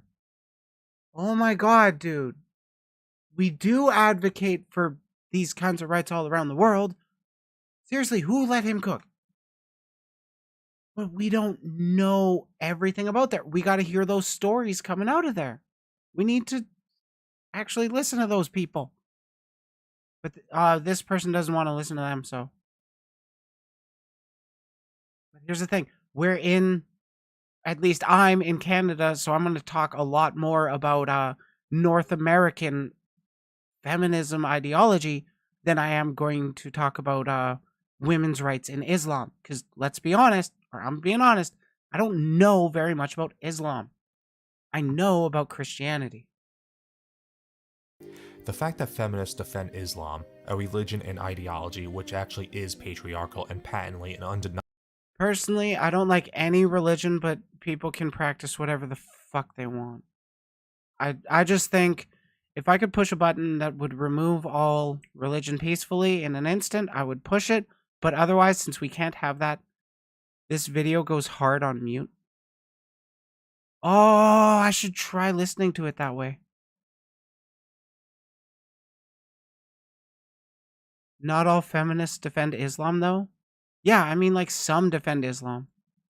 Undeniably harmful to women, while claiming to be fighting for women's rights, is an extremely valid reason to criticize feminism. Men spread their legs in public to take up as much room as So his fucking argument is that there's a few bad actors, so let's decry the entire movement. possible as an expression of dominance. Wait, what? And to criticize feminism.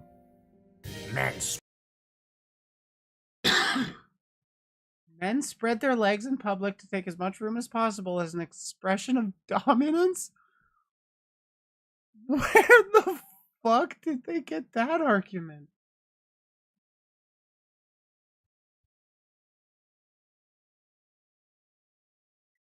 Where are the plums at? Oh my god. It has been forever since I've heard complaints about manspreading.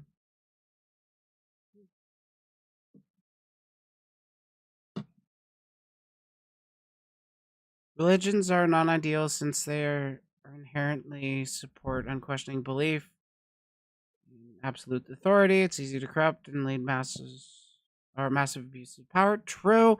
No, we spread our legs since our balls will be uncomfortable if we aren't. Jesus, I can cry.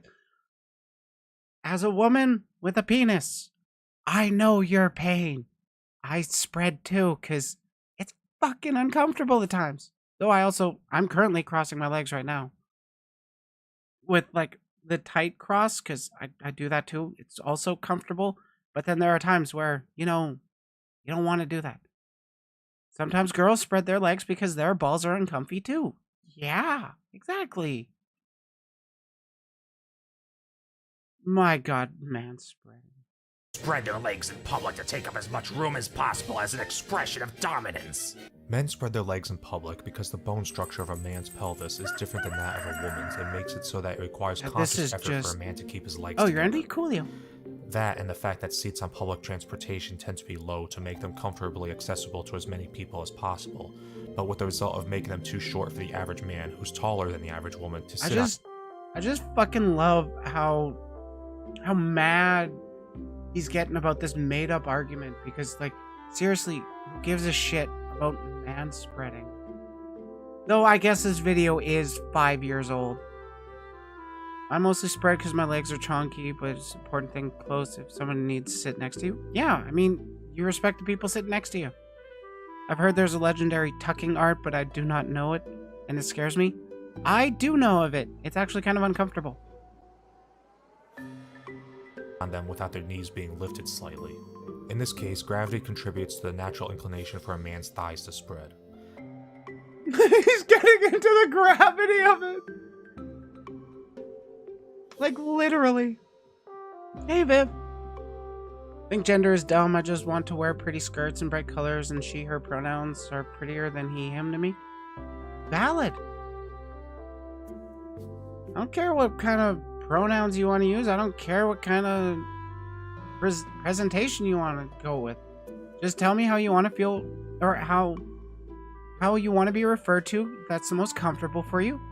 And I'll refer to you that way. Because that's what matters at the end of the day to me. Comfort. What kind of asshole doesn't want people to be comfortable around them? Furthermore, men sit like this even when there isn't anybody around to see them, so it's clearly not an expression of dominance, and more an expression of wanting to sit comfortably. All of this talk about manspreading is just yet another excuse for feminists to hate men. Gender is a social construct. That's actually true. It's, oh shit. Base take. Thank you. Gender is actually a social construct. Because it's a social category that has been created by humans in order to properly, or more as accurately as possible, convey our understanding of the world around us. And we use gender as a reference of different roles in society that people are expected to take up. Though in modern day, the gender roles are not very important. Like, honestly, what does it actually fucking matter if the person next to you is a man or a woman, if you're in an office job, if you're at the grocery store? The only time it actually matters is like, what? If you're about to bang and then you just kind of want to know if they enjoy what you got, or you're talking to a doctor and that does kind of change things, because if you were assigned male at birth and then have gone through hormone therapy, you're going to be more likely to experience problems that cis women have biologically. How do I know this? Source, me. I've been on hormones for fucking 4 years. To assert that gender Okay, now we're going to listen to this guy say how gender isn't a social construct. is a social construct, which is to Yeah, say the dudes used to be the ones in wigs, dressed social high conditioning heels. is to ignore the fact that there exist physiological differences between the male and female brains, which undoubtedly affect the way we behave. It also fails to explain why male... Okay, doctor. There is a difference between how we perceive the social roles we want to be a part of, and there is a difference between the biological reality, that term you people love to use. Why do you call yourself a feminist instead of humanist or equal rights activist? Anyway, fuck trans people, am I right? Yeah, that's the vibe I'm getting. If you want to bang and you want to know if they enjoy what you got, is when it matters is the best way I've ever heard that phrased. I mean, yeah. I do let my partners know up ahead of time that I got a dick. I'm down a bone. You like it? Let's have some fun. Watching those 2 videos I sent you before? Nice. He does a lot better of explaining it than I do. I should actually watch those as well myself.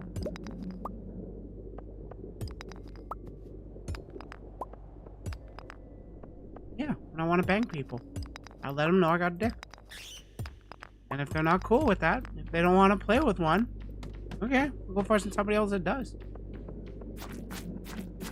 Riley, you walk like a girl? True. You should actually see my ass when I walk. It's like flat. Riley, you bang like a girl? Yeah, I also bang like a top. And female babies begin exhibiting different behavioral tendencies as early as 6 months of age, long before they have any understanding of the concept of gender or social expectations. Nor does it explain why male and female non-human primates exhibit different toy preferences in the absence of human gender expectations.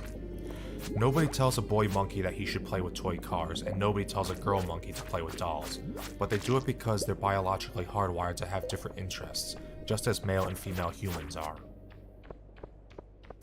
So... This society hates women. If it were true that our society hates women, then it wouldn't be the case that issues which monkey see, monkey women do get substantially more public support than those which affect men. For example, in 2014, even though prostate cancer killed 73% as many men as breast cancer killed women, prostate cancer research only received 43% of the public funding that breast cancer research got that year. For another example... Hey, so... You know how I was saying that society likes to treat men like if they talk about their problems that they're weak? And now you're bitching about how men aren't talked about with their problems as much? Because you're also pushing that they shouldn't talk about their issues. What do you actually want, dude? Do you want men in general to feel better, or do you want women to shut up? And seriously, what other narrative am I supposed to be getting from this? Prostate cancer only received part of the money since booba pretty, dick's ugly. Hey, booba and dicks are pretty. Like, you've seen my dick pic. Example, even though men account for almost half of all domestic violence victims, men are routinely rejected from abuse shelters, and while there exist shelters exclusively for women, there aren't any shelters for men, and the ones which used to exist have all shut down due to lack. All shut down? I should go check out the house, or the, place up the road from me. Though I am Canadian, so we give a bit more of a shit about our, citizens.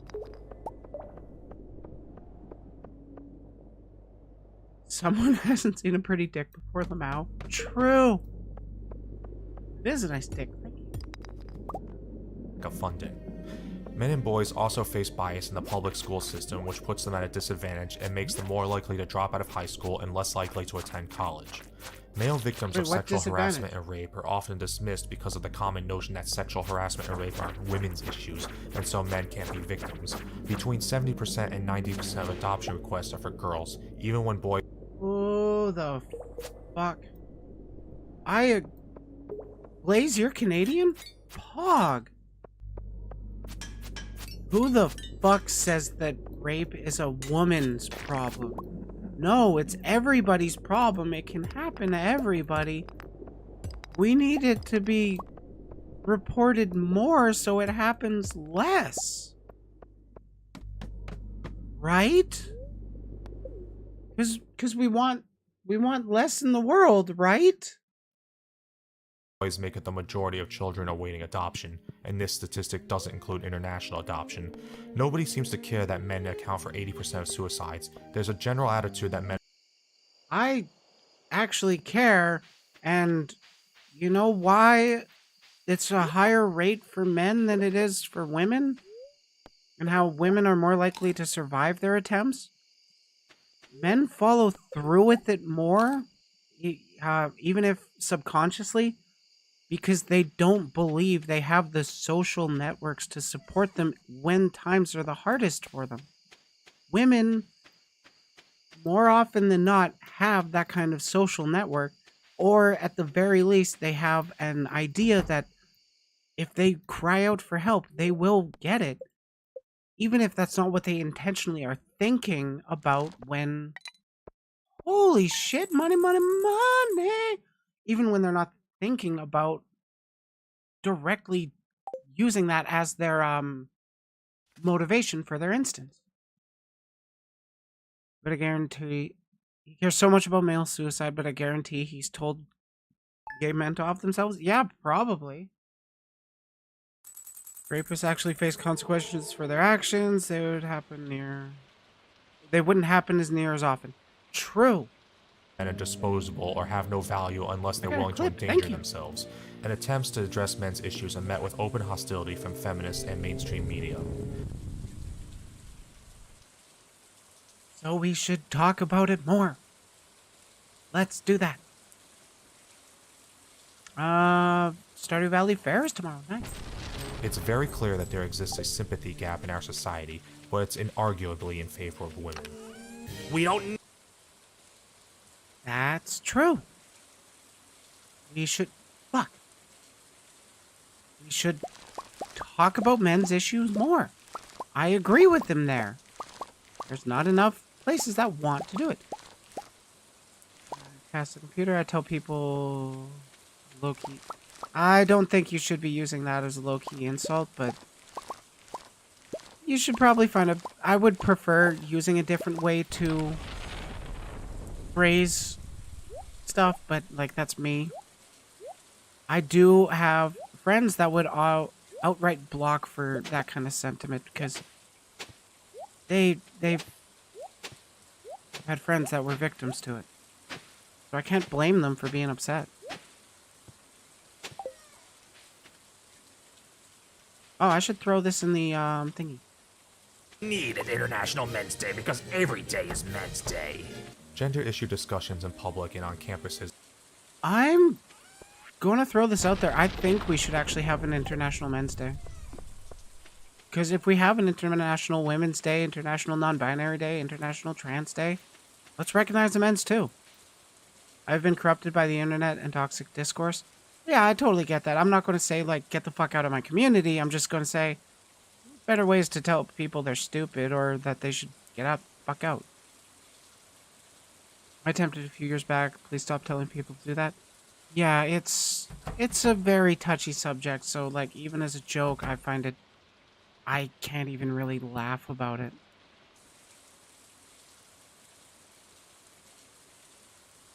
Or at least I can't laugh at people encouraging it, but, like, I won't deny I've made dark jokes myself.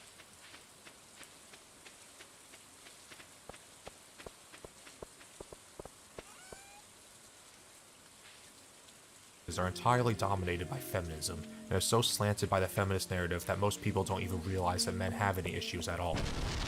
Thanks to feminists disrupting men's issues conferences and we should have International Men's Day so we can share our favorite hot twinks with everybody. Not just our favorite hot twinks, our favorite hot dad bods, because holy fuck. People that say that when women say they like dad bods as cope, those people are the fucking copers. There's a good reason we like dad bods.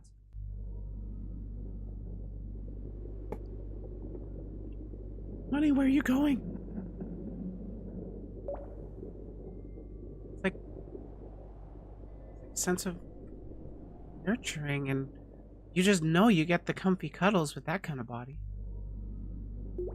Protesting documentaries such as The Red Pill, most people don't know that men are 3 times more likely to be victims of homicide than women, 4 times more likely to end up homeless than women, 5 times more likely to commit suicide than women, and are 11 times more likely to die in workplace accidents than women, just to name a few.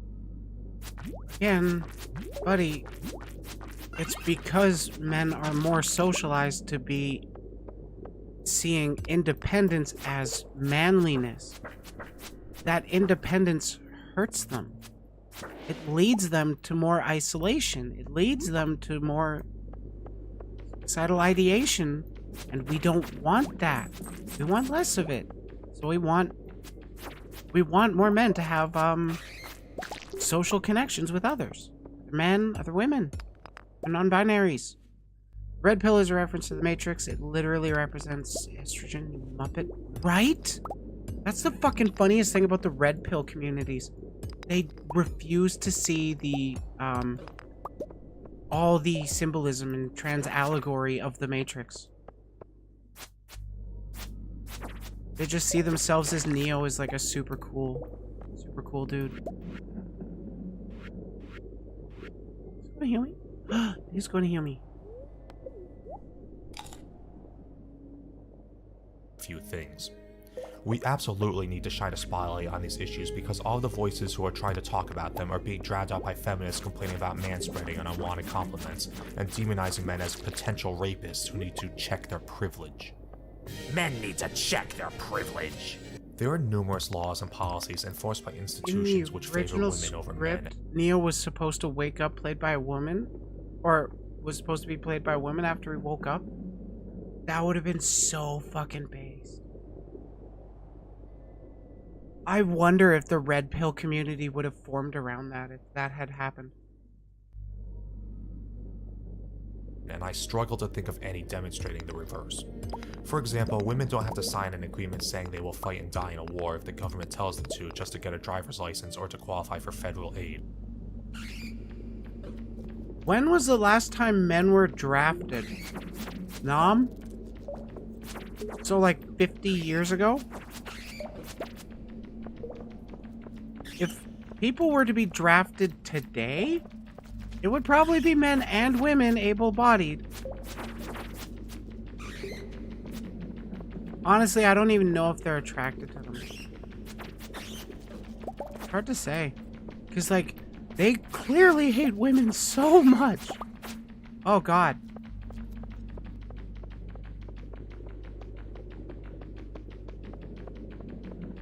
Oh.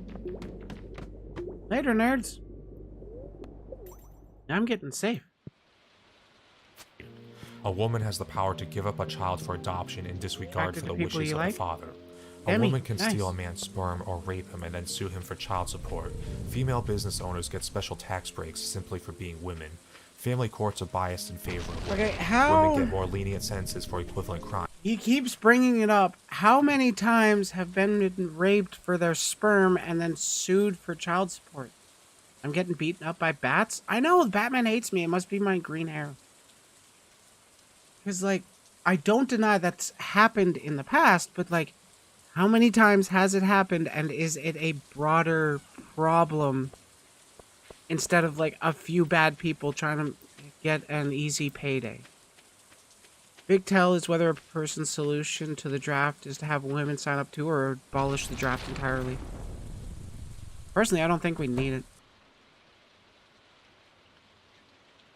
Batman hates you because you're poor. True. He is a fascist. And so on. There are also numerous societal privileges enjoyed by women, such as the fact that female victims of rape and domestic violence aren't laughed at. A woman can make a false rape accusation at little to no personal risk to herself, while her victim becomes a pariah for the rest of his life. That is a problem. We need to make sure that those accusations are actually investigated, as well as the conclusions of those investigations are also news stories. Like, for fuck's sake. Male domestic violence is laughed at because of the patriarchy? I know, right? Men are seen as weak when they talk about their domestic abuse, even though it does happen. And this fucking person does say that it happens, and nobody wants to talk about it. But, like, when men do talk about it, they're called weaklings. How is that not toxic? Women are substantially less likely to be victims of violence of almost any kind. Girls are more likely to get adopted, women are substantially less likely to end up homeless, and women aren't conditioned from birth to be ashamed of their emotions and to hide them. Oh my god. So many problems he has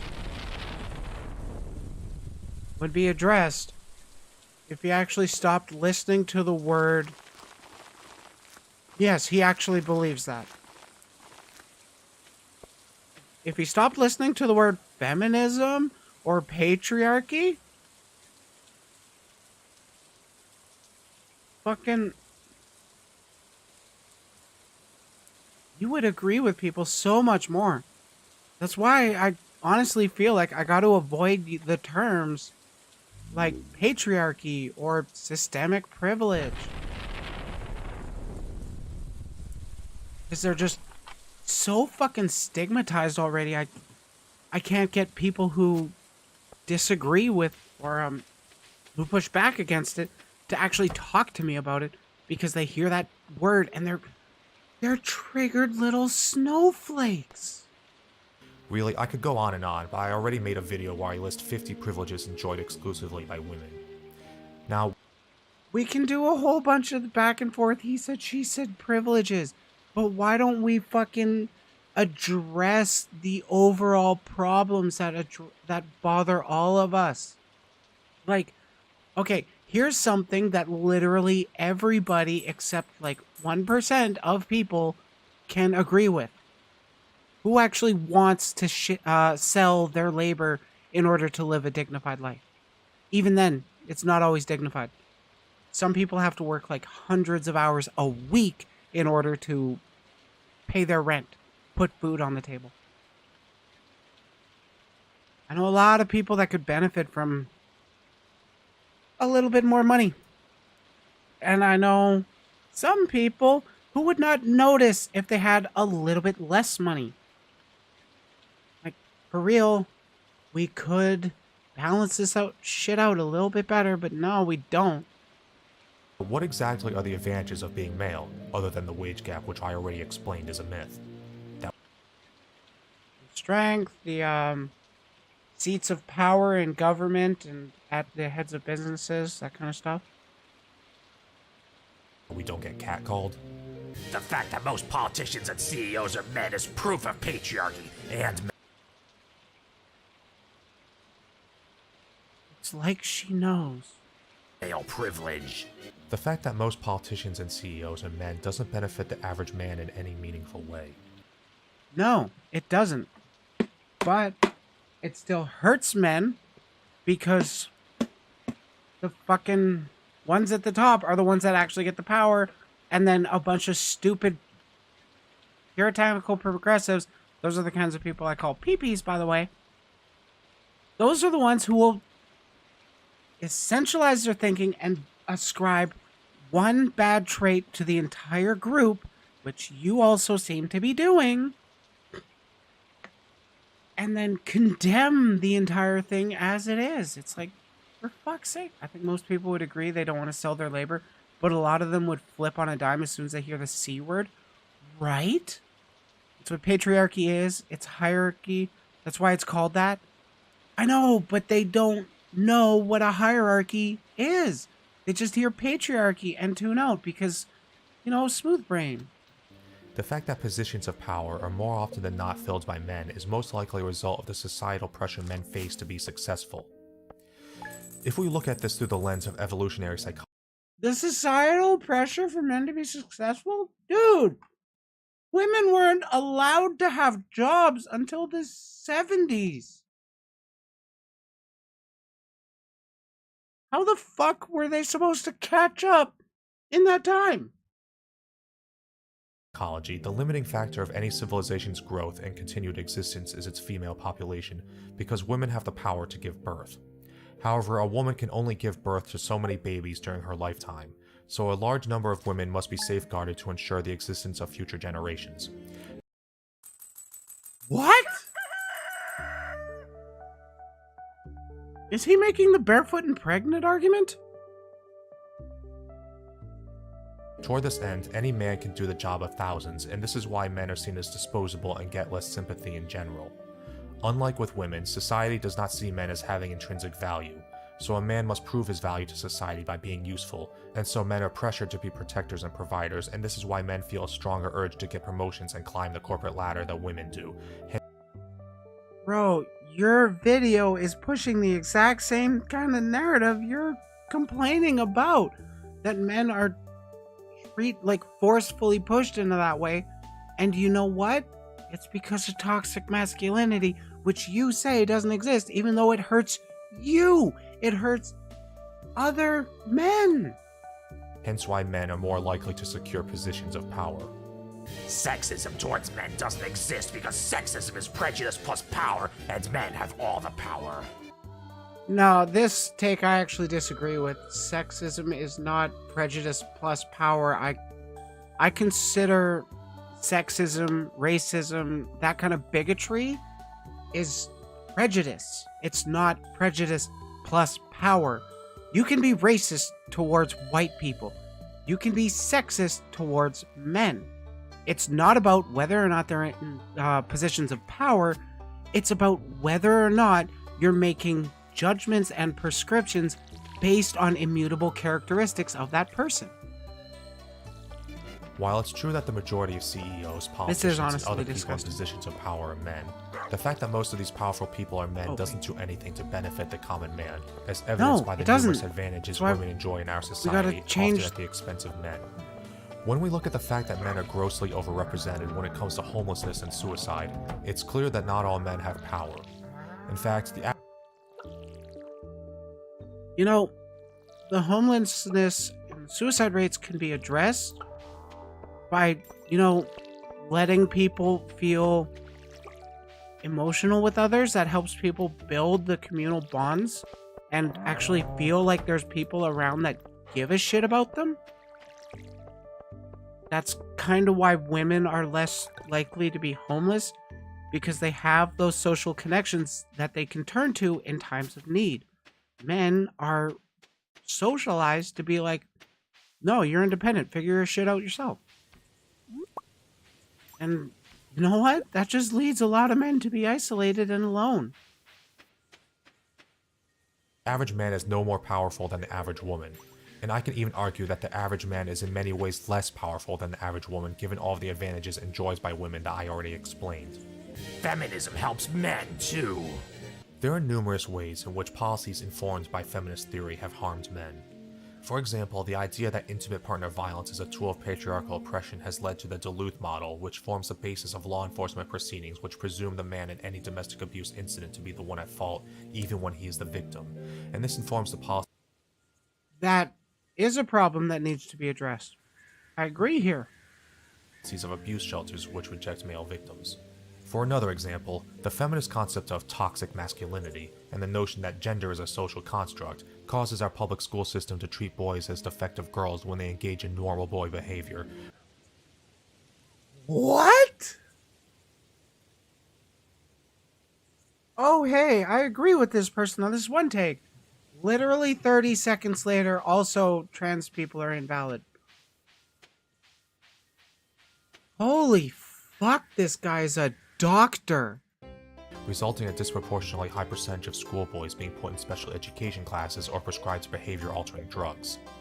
Feminists also persistently try to shut down attempts to discuss men's issues in public by disrupting conferences, petitioning to ban material that contradicts their narrative, and shouting down dissenters by labeling them misogynists, harassers, and rape apologists. In the face of all this, I have yet to hear one compelling argument for how feminism can possibly be considered more beneficial to men than it is harmful. How feminism is more beneficial to men than it is harmful? Well, I mean, listen to my video. 1 million people have watched this brain rot. What did you just walk into? I'm sorry, Natalie. We're talking about men's rights and how we can better promote them, because men needs addressed too. Men's issues need addressment too. Videos like this are proof of why we need feminism. To assert that any argument against feminism is proof of why feminism is valid is a non-argument, an attempt to dismiss criticism without explaining why that criticism should be dismissed. It's like saying, yeah, I actually agree with him there. If you're going to say that something shouldn't exist, you got to actually prove the harm rather than just... Hello, Anjay. You gotta actually prove the harm rather than just be like, I don't like this thing.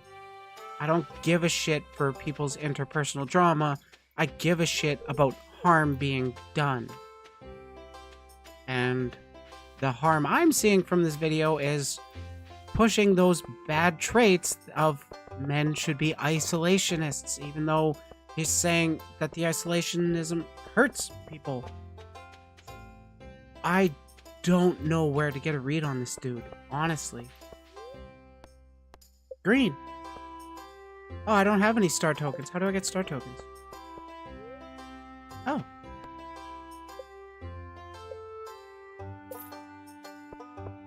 Yay! Bet it all on green.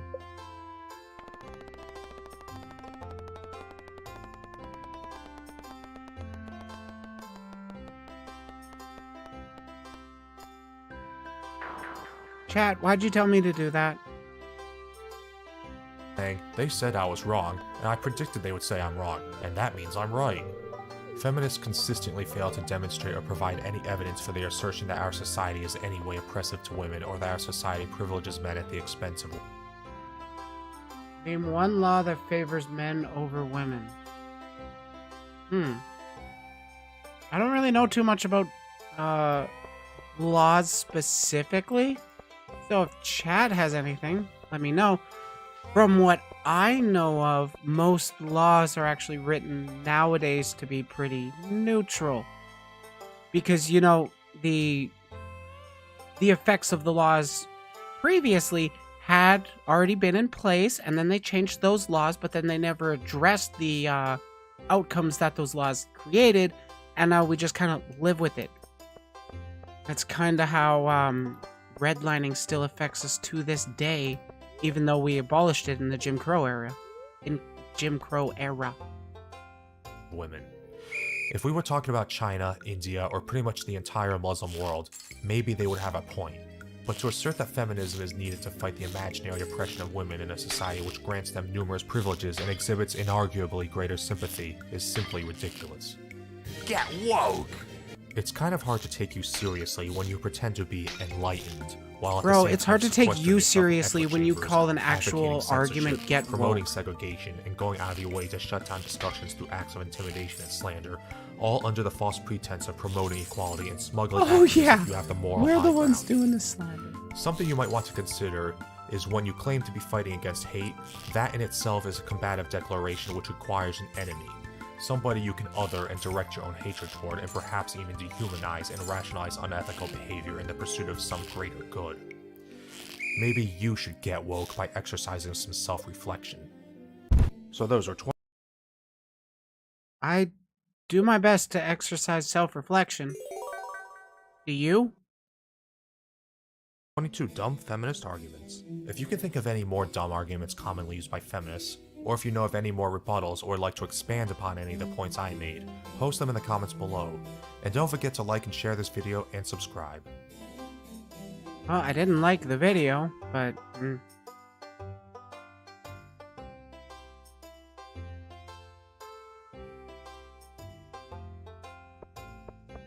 Oh, wait. I can just turn that off for now. Does this dude want some cheese with his whining? No, I think he just likes his whining. Never once heard from any of the left of Nazis use the word woke unironically.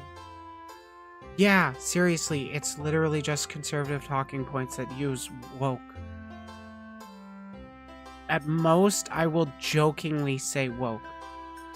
Is that kiss mark fresh from GF before every stream, presumably? Or is it a tattoo?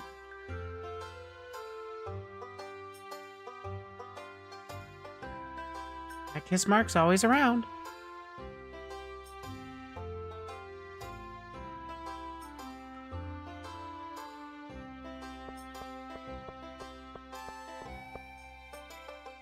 Oh, Jesus Christ.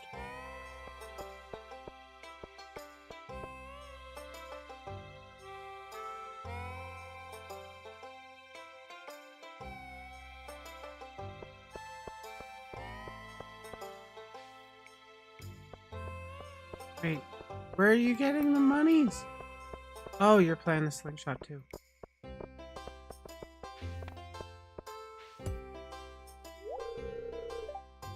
Strength level bodybuilder. That was a fun watch. Let's never do that again.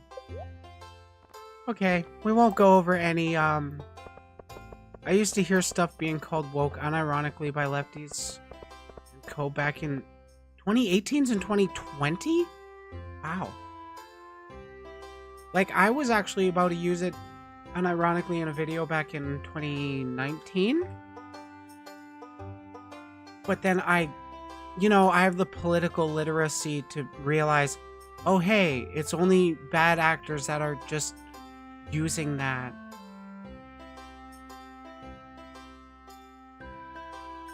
I have actually another video I'm going to be going over.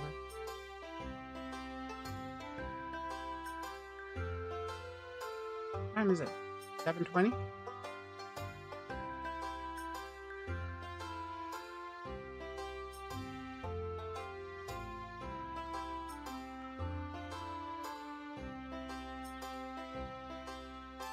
Oh, I want to grab a drink. So I will be right back.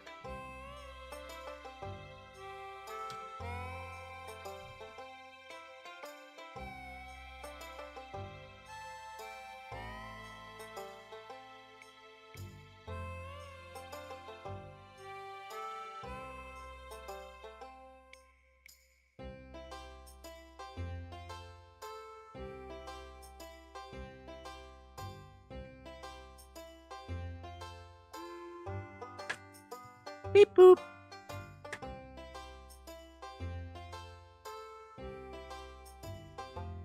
Okay, I'm back.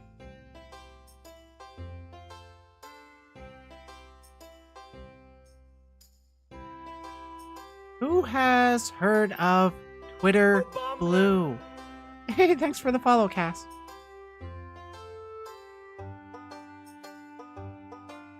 Who has heard of Twitter Blue and the controversy surrounding it? Because we're going to go over a video that's talking about it. Oh my god, Twitter Blue. I will be upfront. I don't participate in the block the blue shit. I don't block people for... Fish or do targets till you get the star drop, 2,000 coins. Oh, okay. I don't block people. Do you think this guy's gonna pay for Twitter Blue? No, I don't think the video I'm about to go over will, I don't think he's paying for Twitter Blue. But I think, it's probably a dick rider for Muskrat. But, I don't know. We'll find out. All I know is there's some controversy over Twitter Blue, and a certain VTuber commentator is cringing over it. So, who's ready to listen to some shitty takes from a guy that I regularly disagree with?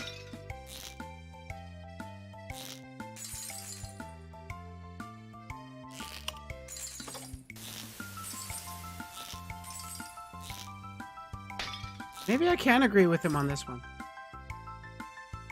Hey guys, greetings here. Once again bringing you the worst out of the VTuber community. Speak up, And oh my today god. we have something special, as every day actually. But today we're gonna be talking about Twitter's new verification methods and how some VTubers have benefited from them. And also some weird shenanigans that have been going on with the checkmark verification stuff. Especially with the new golden checkmark, which is meant for organizations and people that are rich enough to be able to pay for it. Yeah, it's But let's $1,000 get right to into it. apply. So Twitter's new verification thing for organizations lets these organizations affiliate several accounts under their name and give them a special mark. A lot of VTuber agencies have already started to take notice of that and take advantage of that. Two most notable examples for right now is VShoujo, as you can see here on the screenshot. VShoujo is now a verified organization, and all the VShoujo talents affiliated with it are gonna get the Oh, they actually get that V? or VShoujo mark. The other Interesting. company that also has benefited from that is Idol.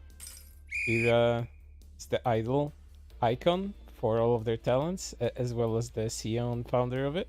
Okay. For right now, there's no other methods to get affiliated in such a way that everyone is under the same banner other than under the verified company banner. But there's also been reported cases, as you can see here, as reported by Dexerto. All Twitter users that have over 1 million followers on Twitter do get a free blue checkmark. So, They have over a as you can million? probably tell, a lot of Hololive talents are gonna be verified via that. A notable example is Kiara, who even I was mentioned wondering that why Hassan had. in one of her latest tweets. She's currently, I think, has over 1.1 million followers on Twitter, so all of this checks out. But then It there's checks out because also Musk can't actually get YouTubers people like to buy it, so Fefe he forces who people decide to try to Hey, I saw that tweet by Fifi. So, Twitter requires you to pay $1,000 upfront to apply for a gold checkmark. If you're rejected, they still take $1,000 from your bank account and won't give it back. How do I know? Because at Elon Musk stole $1,000 from my bank account, crying face. And then, somebody replied saying, yeah, you don't get that money back. It's right here in the applying steps that you get the organizational Twitter verification, get the golden Twitter mark, even though there's singular entity, not an organization. See what they had to say about that. So Twitter requires you to pay $1,000 upfront to apply for gold checkmark. If you are rejected, they still take $1,000 from your bank and won't give it back. How do I know? Because Elon Musk stole $1,000 from my bank account. It's right here. How to apply? To apply for Twitter verified organization, sign up here. We support signups globally. Do so, follow these steps. Sign up and add your eligibility. She probably made a lot of add your payment publicity off of details. Your account will be verified. You'll be able to leverage all the benefits of Twitter Blue. But your organization will not receive gold or gray checkmark, and you will not be able to add affiliated accounts until your account is approved. Haven't been Once on reviewed Twitter and, for a while because of review- all the dumb shit. That's very smart of you. You should not engage with Twitter. It's a horrible place. and approved, your Bye-bye, account will Blaze. immediately be verified. You will be able to add affiliations. Any account that is not approved just will fish not be instead? This is refunded. So, basically, by this terms of service, you're willingly paying into something that's very similar to a scam, and you're losing $1,000 for just trying. Please Yeah, note, like some it's restrictions apply. read Also what review you our purchase. purchaser terms of service.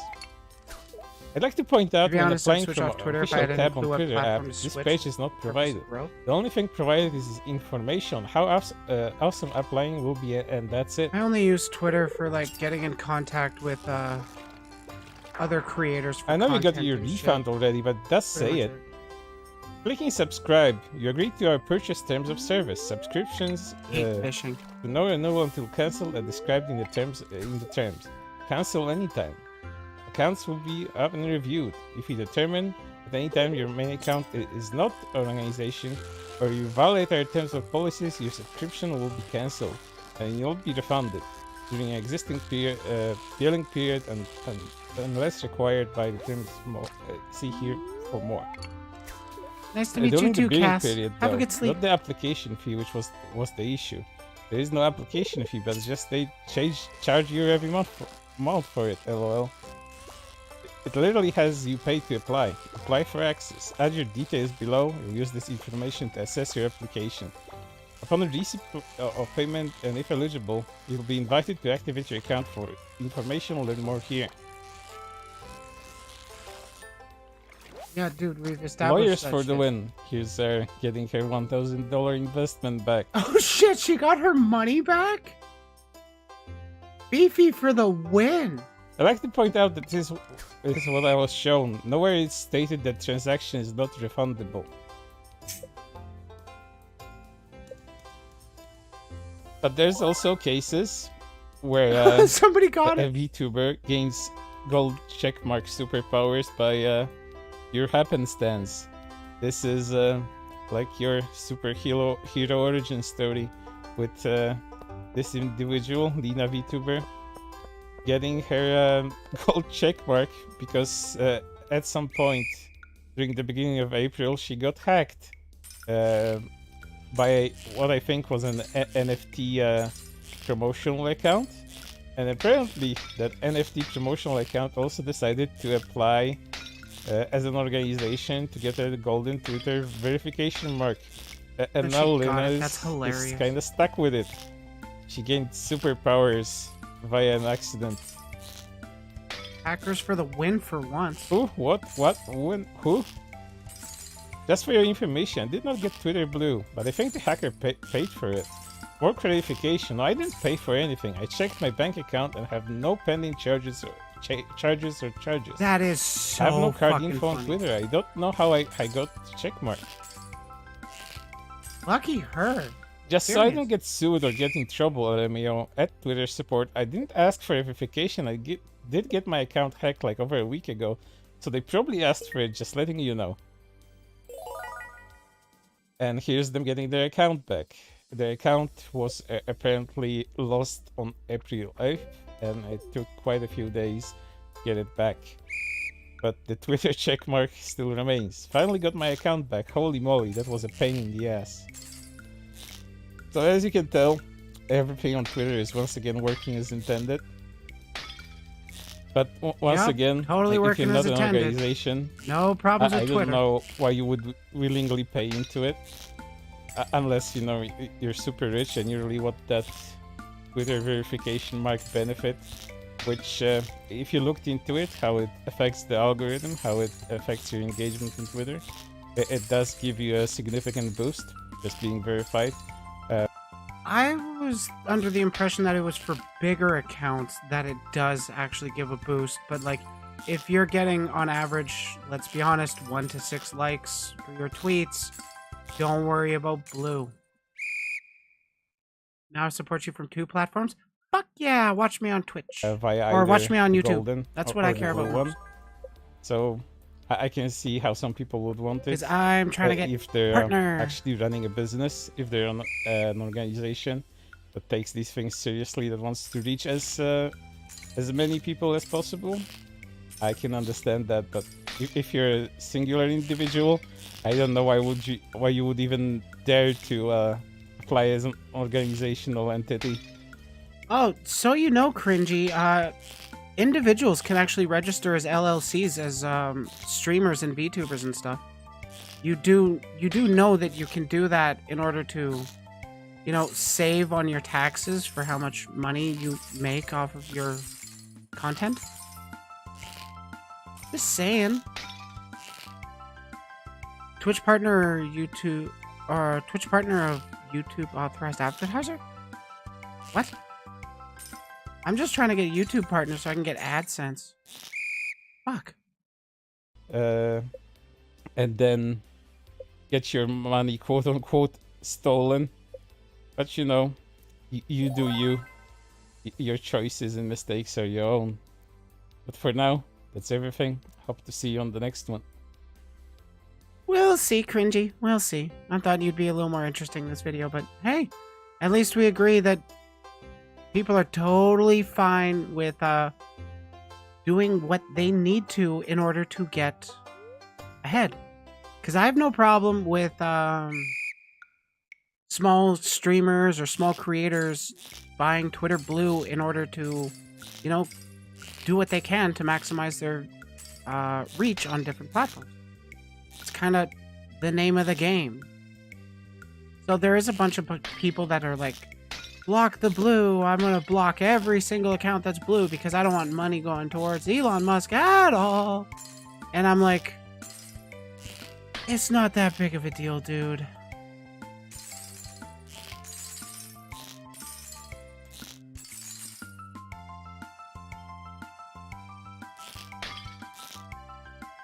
Fuck. Gotham.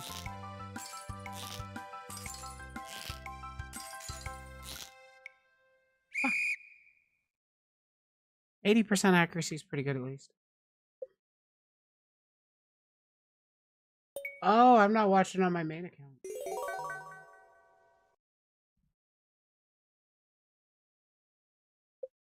I hope you have a tasty drink. I'm just having Pepsi. Oh my god, I'm so tired of doing that. Oh my god, never mind. Not worth buying them.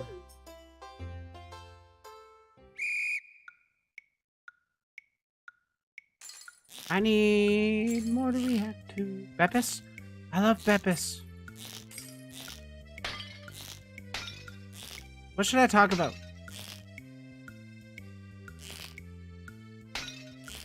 Follow chains? Calls it the Natalie whiskey, ginger ale, pomegranate juice, and a twist of lemon? Interesting.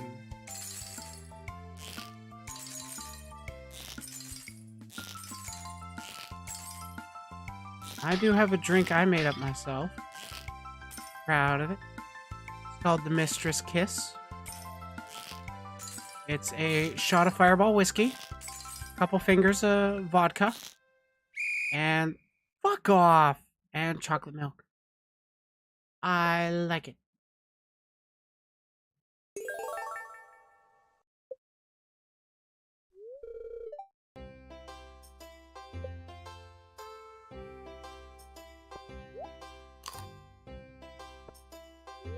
Down to Star Drop.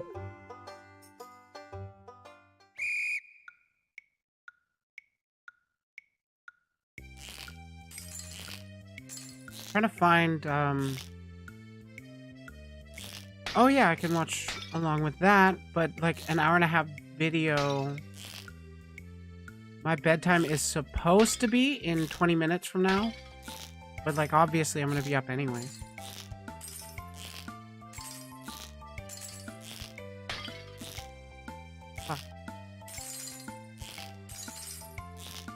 I don't drink too much alcohol. Mostly because it makes my nose run and sneeze a lot.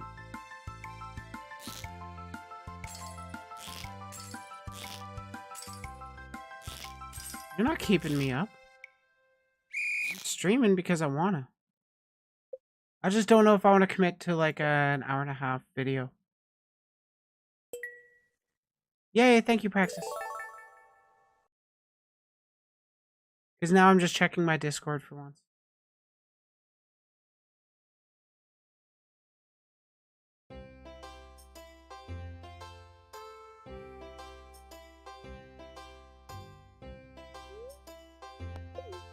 Okay, I'm halfway.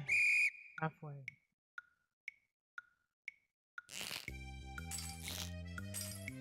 May have just come up with a catchphrase? Ooh, what you got? What you got?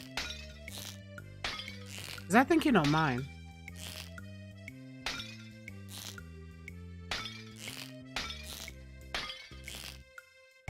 Fuck.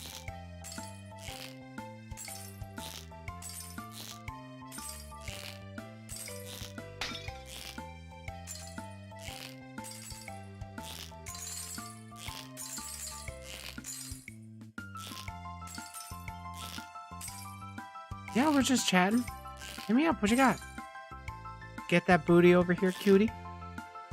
That would be so great when talking to root beer cutie booty too. I love it, Praxis. You got some successes? I'm down to talk about successes. 3 times. Nice.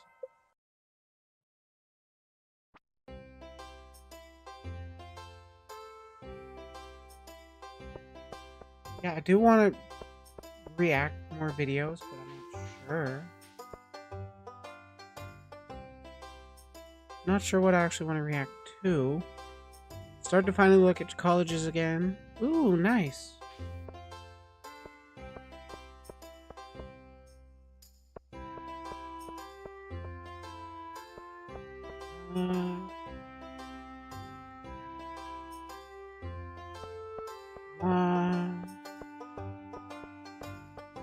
Ooh, I know what we can talk about. Since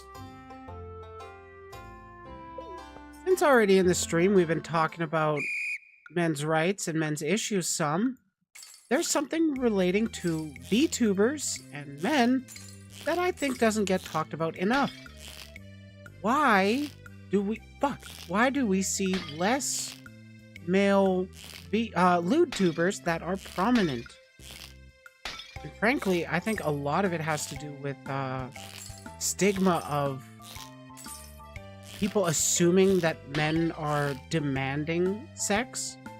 There is there's the group of people that do act like that with their lewd tuber personas, but I don't know if that's the only real problem. I've been successfully buying my own groceries and chores and all that other stuff.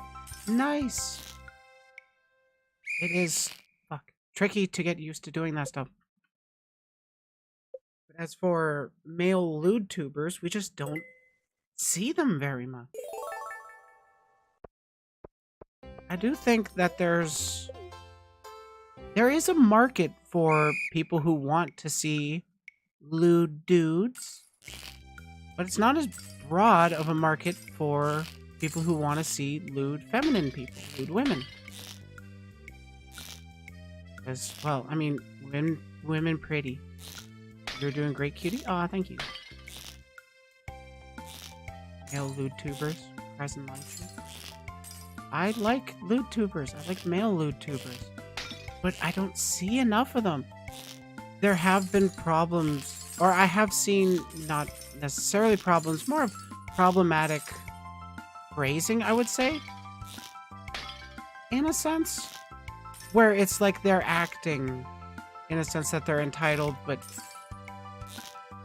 it's like, who wants to jump on this dick, and then they're not getting any responses, and it's like, maybe not enough market for lewd man. Not terribly, honestly, but I think it also has to do with what was I saying?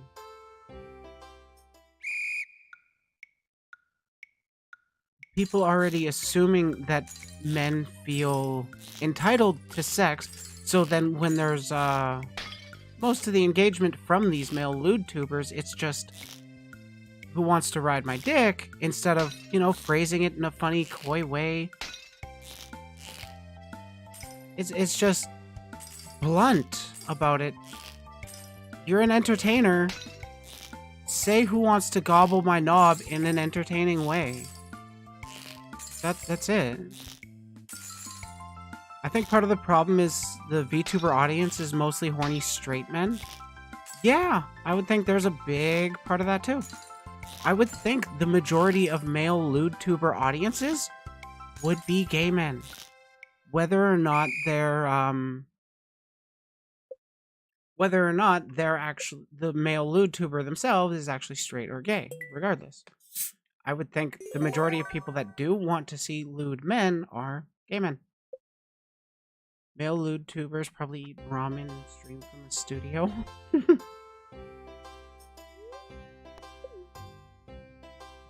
Tigaholic, isn't that Tiga into Heaven?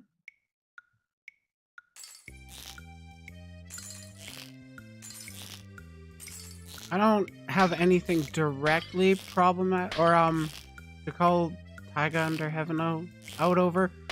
He made some shitty jokes, but like if he hasn't repeated that, why would I chase after him? I don't know Line Chew.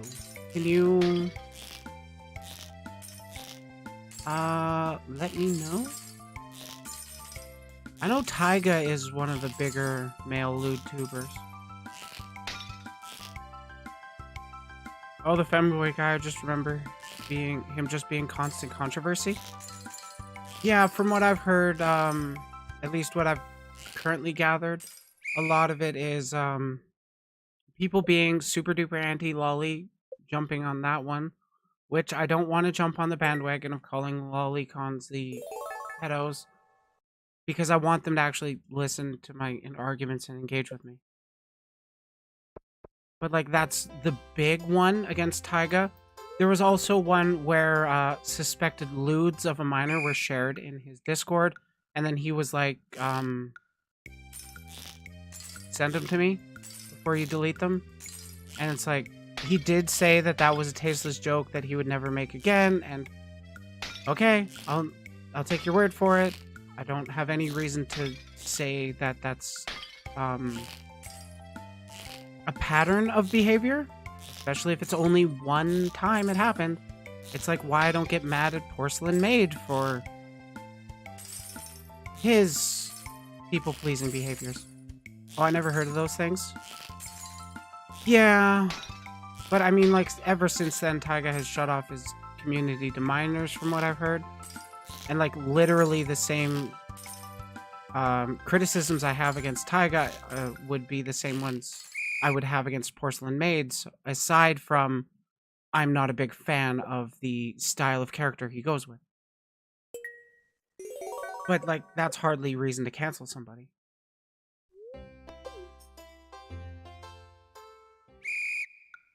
Would you even call Porcelain Maid a lewd tuber?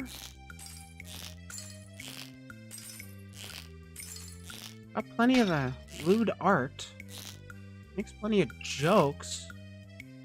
I guess for me, lewd tuber is really more of what you want to call yourself as a streamer. And holy shit, there's a lot of stigma that's anti-lewd tuber in general. People just being so pissy about, like, make some real content, that kind of thing. Bitch, my pictures are real content.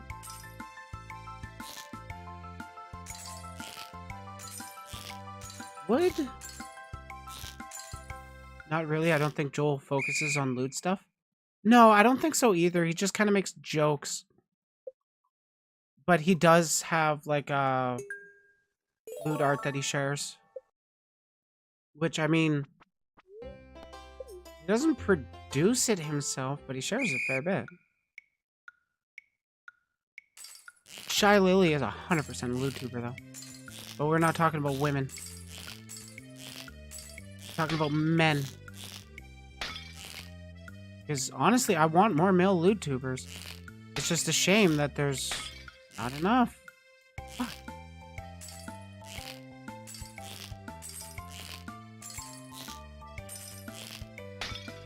Honestly, I think the big part for how can we see more male lewd tubers become prominent, aside from, you know, going the femboy route, which everybody loves a femboy. If you say you don't love a femboy, you're a liar. They gotta be okay with gay people enjoying their content. I would definitely say they should be less direct about... Yeah, my only critique of lewd tubers is just don't make I am horny your only trait. Same critique I have titty streamers. That's it. Totally valid. I agree with that. I consider myself a lewd tuber, but obviously it's not my only trait. I am also trans. It's like half my personality.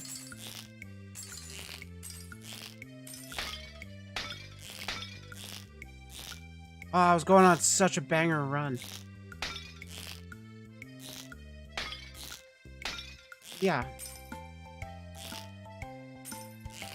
You don't want your entire brand to just be one trait. It gets...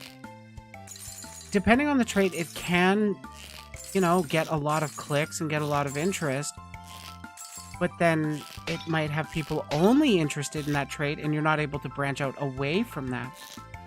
Like, I haven't kept up with Amaranth since we heard the controversy about her boyfriend? I don't remember. Ever since she got free. But, like, she has a lot more time to... I forget what I was going to say. The nuggies distracted me.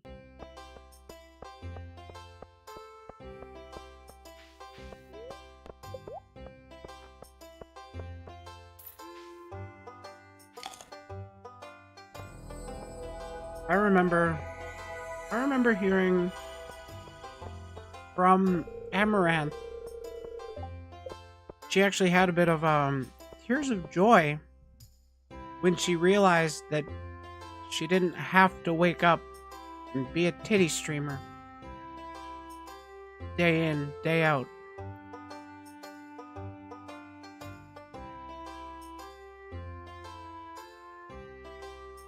And honestly... Oh yeah, there's...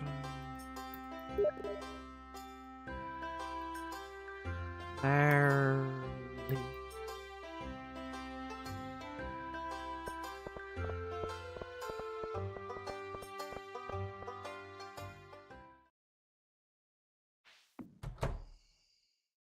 I forgot what I was going to say. Organize a library in Project Zomboid in a Playboy mansion. True.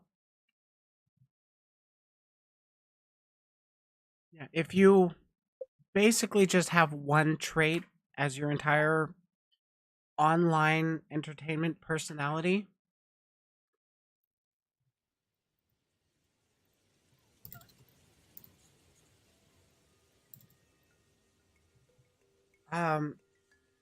you might be able to attract a decent audience or quick growth off of that, but you might not be able to branch into other areas of content creation.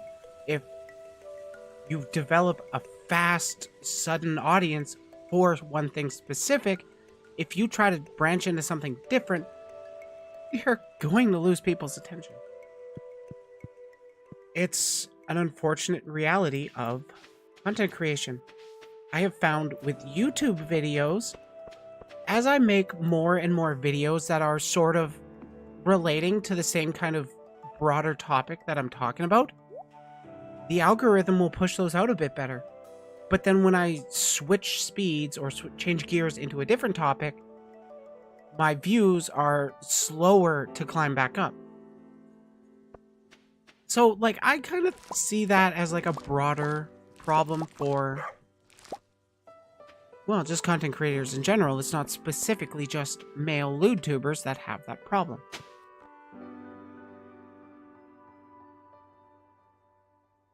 Some for people to be aware of, think about. That's all. I don't even know how long that segment was. But I do think I am getting ready to wrap up. My knees hurt. I want to go smoke weed.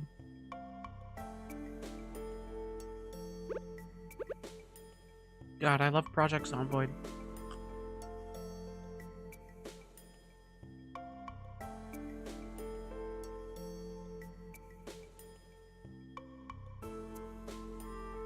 Chat, do you guys got recommendations for who we should go spread some love to?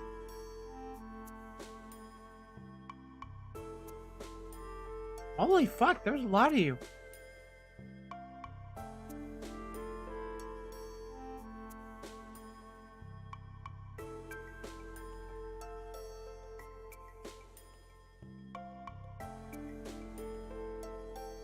Family has a history of addiction, so you don't touch any drugs in your entire life. That's a good thing, honestly. Because smoke till your hand hurt, girl? Yeah! Because if you do have a addictive personality... I just rated Red Eye yesterday.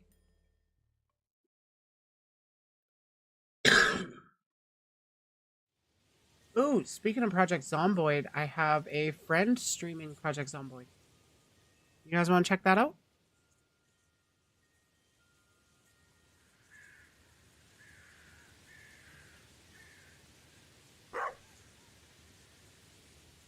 Oh, she's got a car.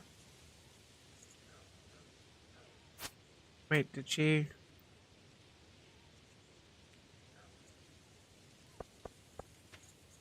Okay, she's got that going. I'll switch back over to VTubing while we close down and save. Let's drop a raid into the first friend I ever made in content creation. I do not know who Spectral Mary is.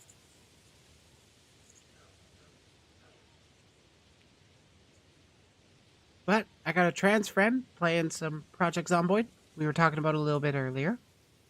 Or at least none of your business had mentioned it. So we're going to go say hi to her. Not a terribly, terribly long stream, but I think it was fun. Mute, non-verbal. Oh, okay. Thank you all for tuning in. It's been a pleasure to have you guys join me. Oh, I'm already raiding Alexander. Shit, I can't immediately force the raid now, and I have no idea when the timing's going down. So I'm going to just say this. If you can't be the sharpest tool in the shed, you can always be the hoe. Okay, now we're just going to chill out. Go pass out. Healthy habits and whatnot. You do that. You go rest up. I'm going to be passing out pretty soon, too. We're just waiting You just for the left raid me a to nice, go through. perfect car. So I'll be on YouTube longer than I am on Twitch, because, you know, raids. I haven't checked. Oh, okay. Let's take a look at this car real quick. Have a good night. Thank you for tuning in. Oh, wait, it's open. Always love having the extra conversation. Heck. Heck. Well, we could do a quick look in the rich residence area. I'm gonna scare the shit out of her when this goes through. You guys listening? Yeah, you guys can It's hear been it quite too. an adventure. Yeah. I mean, I would probably just be grinding away on skills only. But There goes the raid. A solar powered generator. Hell yeah. Oh, Raiders! Hi, Raiders! Hi, Briley! Thank you so much for the raid. I like We're Lexi. playing Definitely Zomboid check right her now. out. We are. Have a good we are night, looking for a everybody. car. And I hope you enjoy the my content last coming up cars next have been week. fucked.